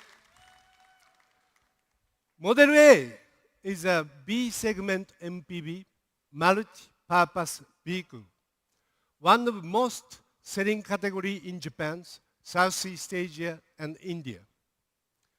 We electrify this car with 42 kilowatt battery and 135 kilowatt motor. Let me explain more about unique sales point of this car. I am very heavy user of Uber in Taiwan, rating 5 by the way. And ordering Uber by app, if I find Model C and 7 is matched, I'm so glad because it's very spacious. Particularly when we are 3 or 4 people, all other cars are too tight. Model C is okay. Perhaps many of you have been to Japan. Then at the stations or airport, you have to make a line to get your taxis. In Japan, there are still many poor sedan taxis, tight, difficult to get in, get out, and not enough space for luggage. But when I luckily get the Japan taxis, yeah, because it's a spacey, easy to get in, get out, and same charge. Probably you have same experience in Taiwan or Japan or both. With those experience, we prioritize spacious is our #1 priorities. Comparison with top competitor in same categories, our car is 100 millimeter wider and 50 millimeter longer wheelbase. That create this outstanding spaciousness. Look at this. Floor is completely flat and 2-class upper space. Please let me inspire you a little more. What brings a spaciousness? Look at the left. You can come in the car with very large baggage. When you are in a hurry, this helps you to save time a lot. Look at the right one. Mother can bring baby push cart without foldings. Imagine, it's raining. It's disaster for mommy. Mommy must put in a baby in the car, folding push cart, put in the luggage, and she has to do it again when she gets off. Pity mommy, very wet. But our car allows mommy to avoid all of those. MPV need to be spacey and convenient, but we are offering more space and more convenience with very affordable price. This spacious is consistent with Foxtron's lineups as Foxconn EV DNA. That's our unique sales point #1. #2, its design. MPV need to be, MPV is a category chosen by usability, how easy, how convenient to use, but design is still very important for long lastings. For long lastings, too much accent is not effective. But simple and smooth, those are very important. Look at this side face. No gaps, no steps for glass and window. Look at the front headlight, side rail, and rear combinations. Just simple and straight. Even logistic versions, while we are providing extreme usability and tall height, all rounding edge from corners, switches, and panels, all are consistent. This is emphasizing Foxconn is ICT background EV builders. And this is also Foxconn design DNA, consistent with Model T and Model U. USP 3 is a performance. We are adapting very strong sharp technology motor and batteries. This is motor. 6-in-1, 135 kilowatt. Uniqueness is revolution. 18,000 RPM with over 13 reduction rate.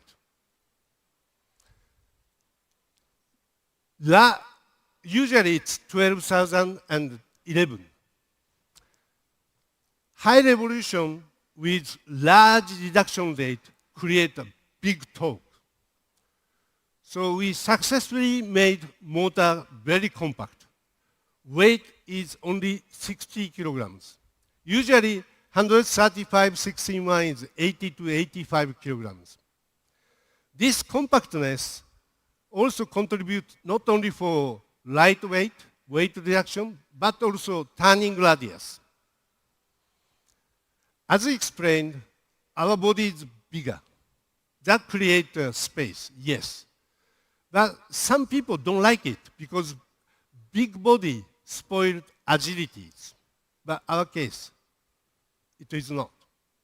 Thanks for super compact motors, our turning radius stay only 4.9 meters. Competitor 5 to 5.4 meter with much less width and wheelbase. On top, this creates an extra crushing space in a bonnet that contributes NCAP to be 5-star. This is battery. 42 kilowatt LFP. This is very thin. So step height stay 400 millimeter and less.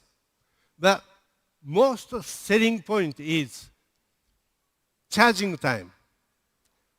20 minutes with 400 volt.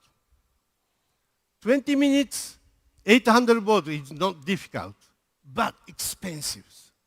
Maintaining affordability with 400 volt, we successfully compressed charging time to 20 minutes or less. Usually this is 28 to 30 minutes. Last unique sales point is advanced e-architectures.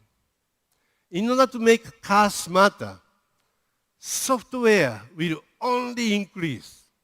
It's reaching 500 million lines. 500 million lines, 5 億 lines in a car. SDV requires those huge software to be updatable and upgradable. Key to execute this is how to integrate controller. We are latecomer for old world, but sometimes latecomer has advantage. Luckily, we have no legacy from old-fashioned EEA, while most of OEM does. This is our zonal control.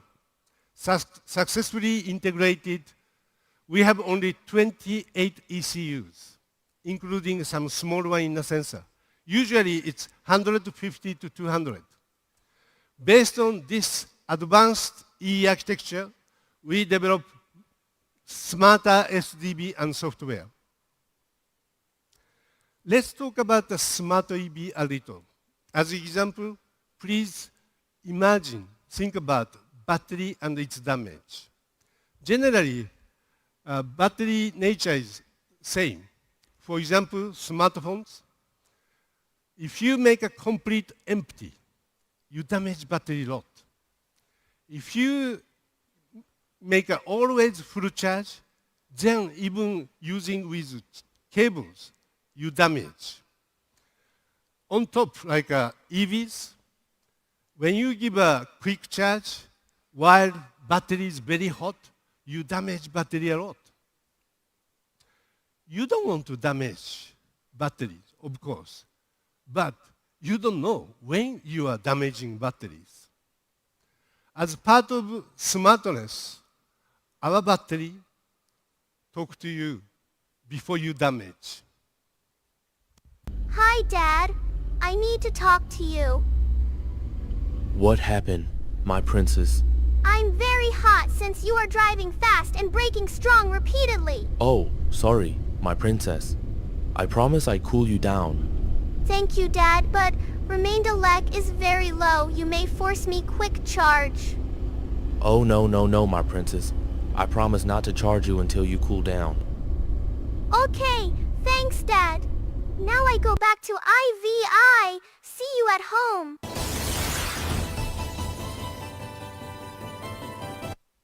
Of course, this baby girl is avatar of battery. You can select either sexy ladies or suspense voice like, hey, you are damaging me, something like that. But, battery damage is money because that spoils your car's resale values. Our car talk to you before you lose money. That's smart battery management system we are developing. Besides this, we have a smart thermal control, smartphone ecosystems, and many. We don't install unnecessary connectivity or SDB unless you feel it's convenient. Everything are only for user benefit. We are going to communicate these smart technology to outside through MIH after obtaining visibility of our patent. We take patent not to dominate this technology, but prevent someone to dominate technologies. We believe these smart technology need to be opened, accelerate EV sales globally. So that's our Model A, reference design for CDMS customer, spacious, simple design for long lastings, and high performance, and advanced EA with smart software. We have been receiving many requests from our potential CDMS customer to use these for taxis, logistics, and personal use. We would like to hear from you today and tomorrow. Please give us your voice, advice, request to make this car better. 谢谢大家. Thank you, thank you, thank you. I have one more good news today. Last year, we invited ZF Foxconn chassis module as our new family. Egdolf spoke his new growth plan, if you remember. This year, we invite MFTBC, Mitsubishi Fuso Bus and Truck Company, as our new business partner. We released an announcement in August that we agreed MOU to work together for EV bus in Japan, and it's moving as expected. Today, representing MFTBC, Koura-san is on stage. Koura-san, come on stage. Fuso 是日本最大的做货车，也做 bus. Welcome. See you again. Thank you very much. Koura-san is the head of bus business of MFTBC and my important business partner. Koura-san, can you brief about your company and your vision of EV bus? Stage is yours. Thank you, Seki-san.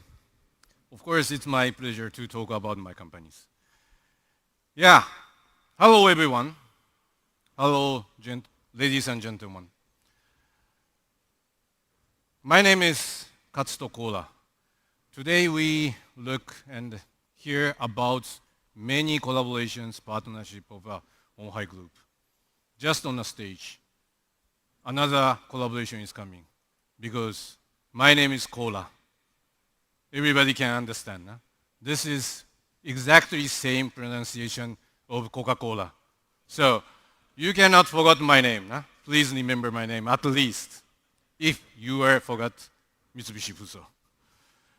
But okay, first of all, Chairman, Seki-san, and then friends of all of the Honhai Group members, congratulations for today's Honhai Tech Day 2025. I also very much proud and also happy to take this opportunity to talk about my company Mitsubishi Fuso Truck and Bus and also our challenges. But I understand many guys, what is a Mitsubishi Fuso? Worry about. Who are you? Huh? We are commercial vehicles OEM maker in Japan. Fuso brand have more than 90 years experience and histories. And we are proud of Fuso, not only in Japan, but very much international globally. We are located in Kawasaki in Japan as a headquarters of our company, and also main our plant for Fuso brand truck manufacturing. Also, we have the facility of development, testing, spare parts plant, also KD plant as well in Japan. My responsibility is bus. Regarding for the bus, there is Mitsubishi Fuso bus manufacturing. They are one of our subsidiary, and then they are produced our Fuso brand bus in Toyama, of course in Japan. They also have the more than 17 years of the long history with super high quality production. Of course, we have to be very much global. We are part of the Daimler Truck Group. And then we have the synergy of the vehicle technology and also the sales network in the global. Oh, back, sorry. This is our sales network.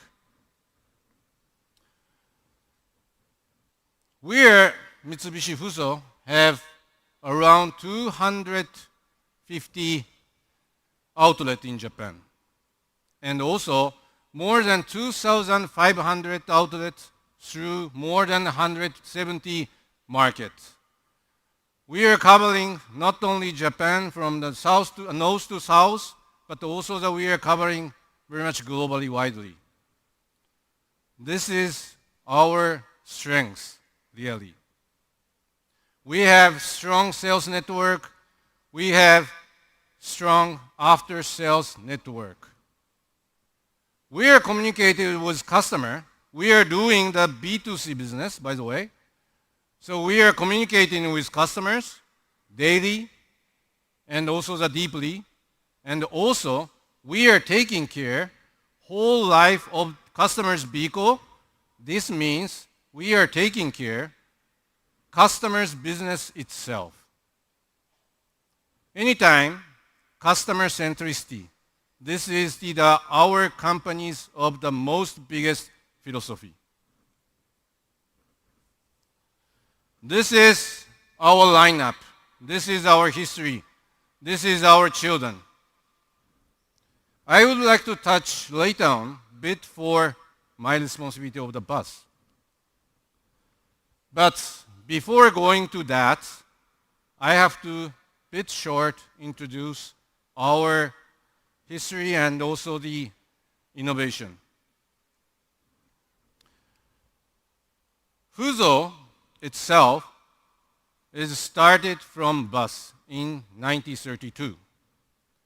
Today, we are already implemented very much stylish bus, coach bus, but started this long history. So Fuso is bus. And also our product have very much safety features. Why? So much for we are sensitive for safety features innovations. Because this is one of the key for the customers, especially for the bus customers, because bus is carrying the people. Everyone expected to move safely to their destinations. But this expectation is nothing special, very normal, but must be secured. That is the reason why we are very much sensitive, and then we are taking a long time to develop and also innovated our safety features. But not only that, we are also very much environment friendly and then challengers. We are first producer of light-duty trucks of the BB, so-called e-Canter, in 2017. And this year's, just last month, at the Japan Mobility Show in Tokyo, we introduce our challengings for 2 heavy-duty trucks of hydrogen power. This is concept bigger, but we are show up to the globally what is our challengings. We are every time try to be pioneer with frontier spirit. Okay, let's back to our bus. From left-hand side, from yours. This is our heavy-duty coach bus. We are getting #1 share of the market, and then this is our flagship product of the bus. The middle one is our heavy-duty city bus. Unfortunately, we are not top, but we have to become necessary to champion. And then this is really the market. We are looking for the potential for the collaborate with Honghai Group. The last one is a Loza. This is the light-duty shuttle bus. Today, we also the #1 the markets, but also we are looking for the potential for the collaborate with Honghai Group as well. So, I would like to touch a little bit numbers. This is our achievement. We are very much in a growth, especially after the COVID-19. We are tremendously increasing our volumes and the share of the market. This is, of course, all of Mitsubishi Fuso's team's members' effort. This is our achievement. But it's not enough. If we are looking for environment, the expectation about the carbon neutral is the growth, the both in Japan and worldwide. And bus, if I'm talking about the bus business, I cannot talk not only the numbers, because we are very much supporting the society. And it is necessary to get acceptance and also the trust from the society as a brand. But on the other hand, we are doing the business. That is also true. So we have to be more strong. We are still very much hungry. That is the reason why we are very much looking forward to do collaboration with Honghai Group.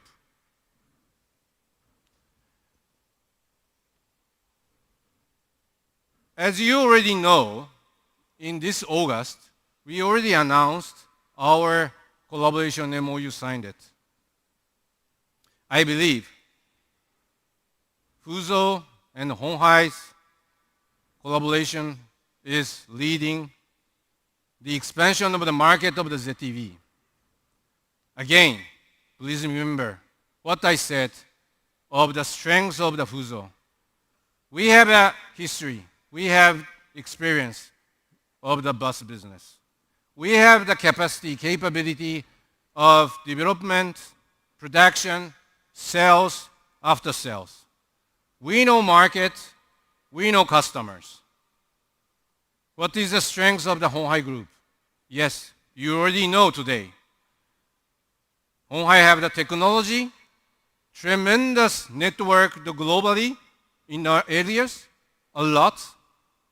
So I believe that is the reason why I'm believing that both companies' collaboration itself is both are becoming the stronger and we are leading the market much better.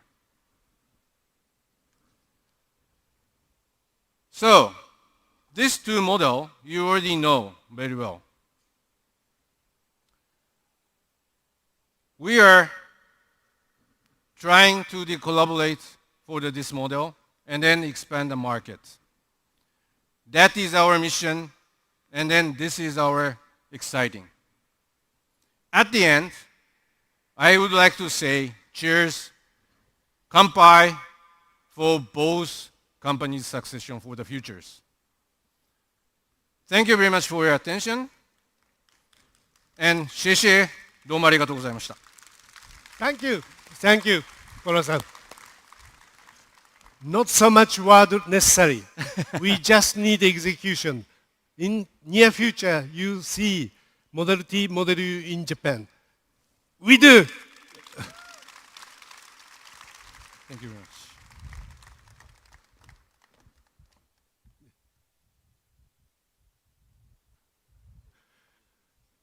Thank you, sir. Wow.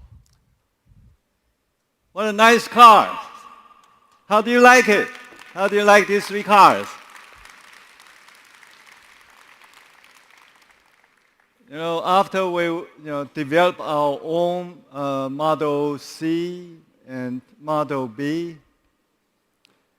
and we felt after seeing the Model A, we felt the details and the culture really makes big difference. Please, later after this meeting, go after this talk. Please go and appreciate the fine details of this Model A's. This is from Japan, from our team from Japan, and it will be for Japan. Okay, thank you, Seki-san. Thank you for your work on this Model A. I think it will be doing very well. And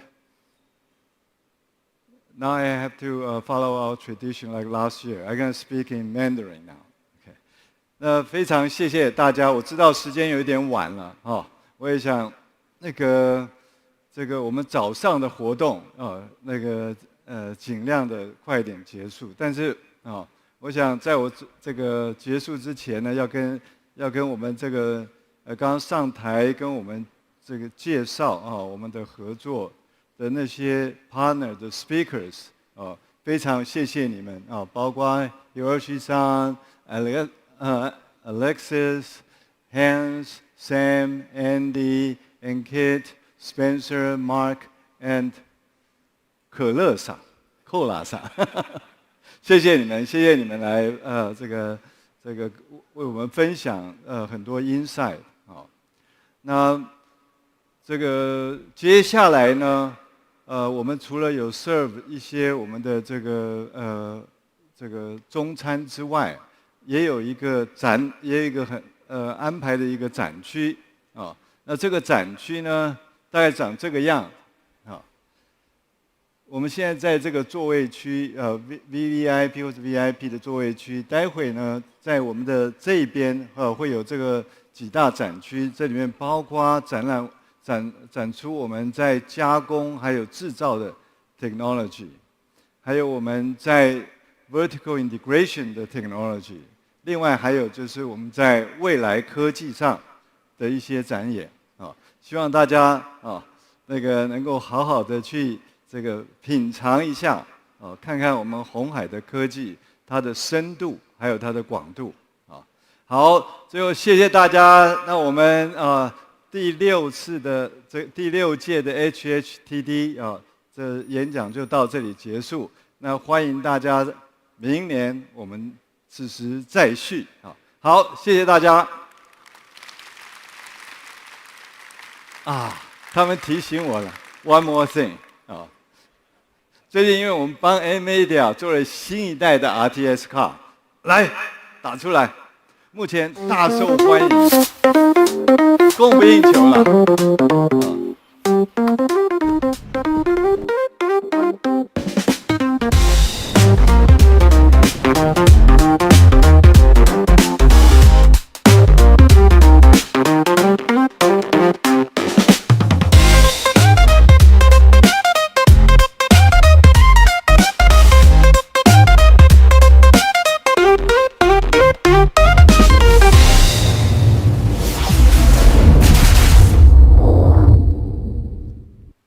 好，这个 RTX 的显卡，我们 Jensen 亲自签名，我们亲自带了这个显卡到美国，请他签名的这张显卡，就是我们明天的最大的一个奖。欢迎你们，欢迎你们的朋友来参加。如果这个运气好的话，你可以得到这个大奖，好不好啊？好，谢谢大家，谢谢。谢谢各位贵宾莅临鸿海科技日的开幕活动。接下来，我们的主题展区即将开放，带您探索鸿海的现在与未来。也欢迎您到访我们的试乘体验区，亲身感受 Model B 与 Model C 的魅力。而我们的胖卡餐车区也已全面开放，欢迎贵宾自由取用。同时，也欢迎持橘色证件 VVIP 嘉宾入场。鸿海与华航联手打造的 VIP Lounge， 下午我们安排了多场精彩的分论坛，诚挚邀请各位参与。最后，欢迎大家使用 HHTD App 填写开幕活动满意度问卷，完成后即可领取今年的活动伴手礼哦。谢谢大家的参与，祝福大家度过美好的一天。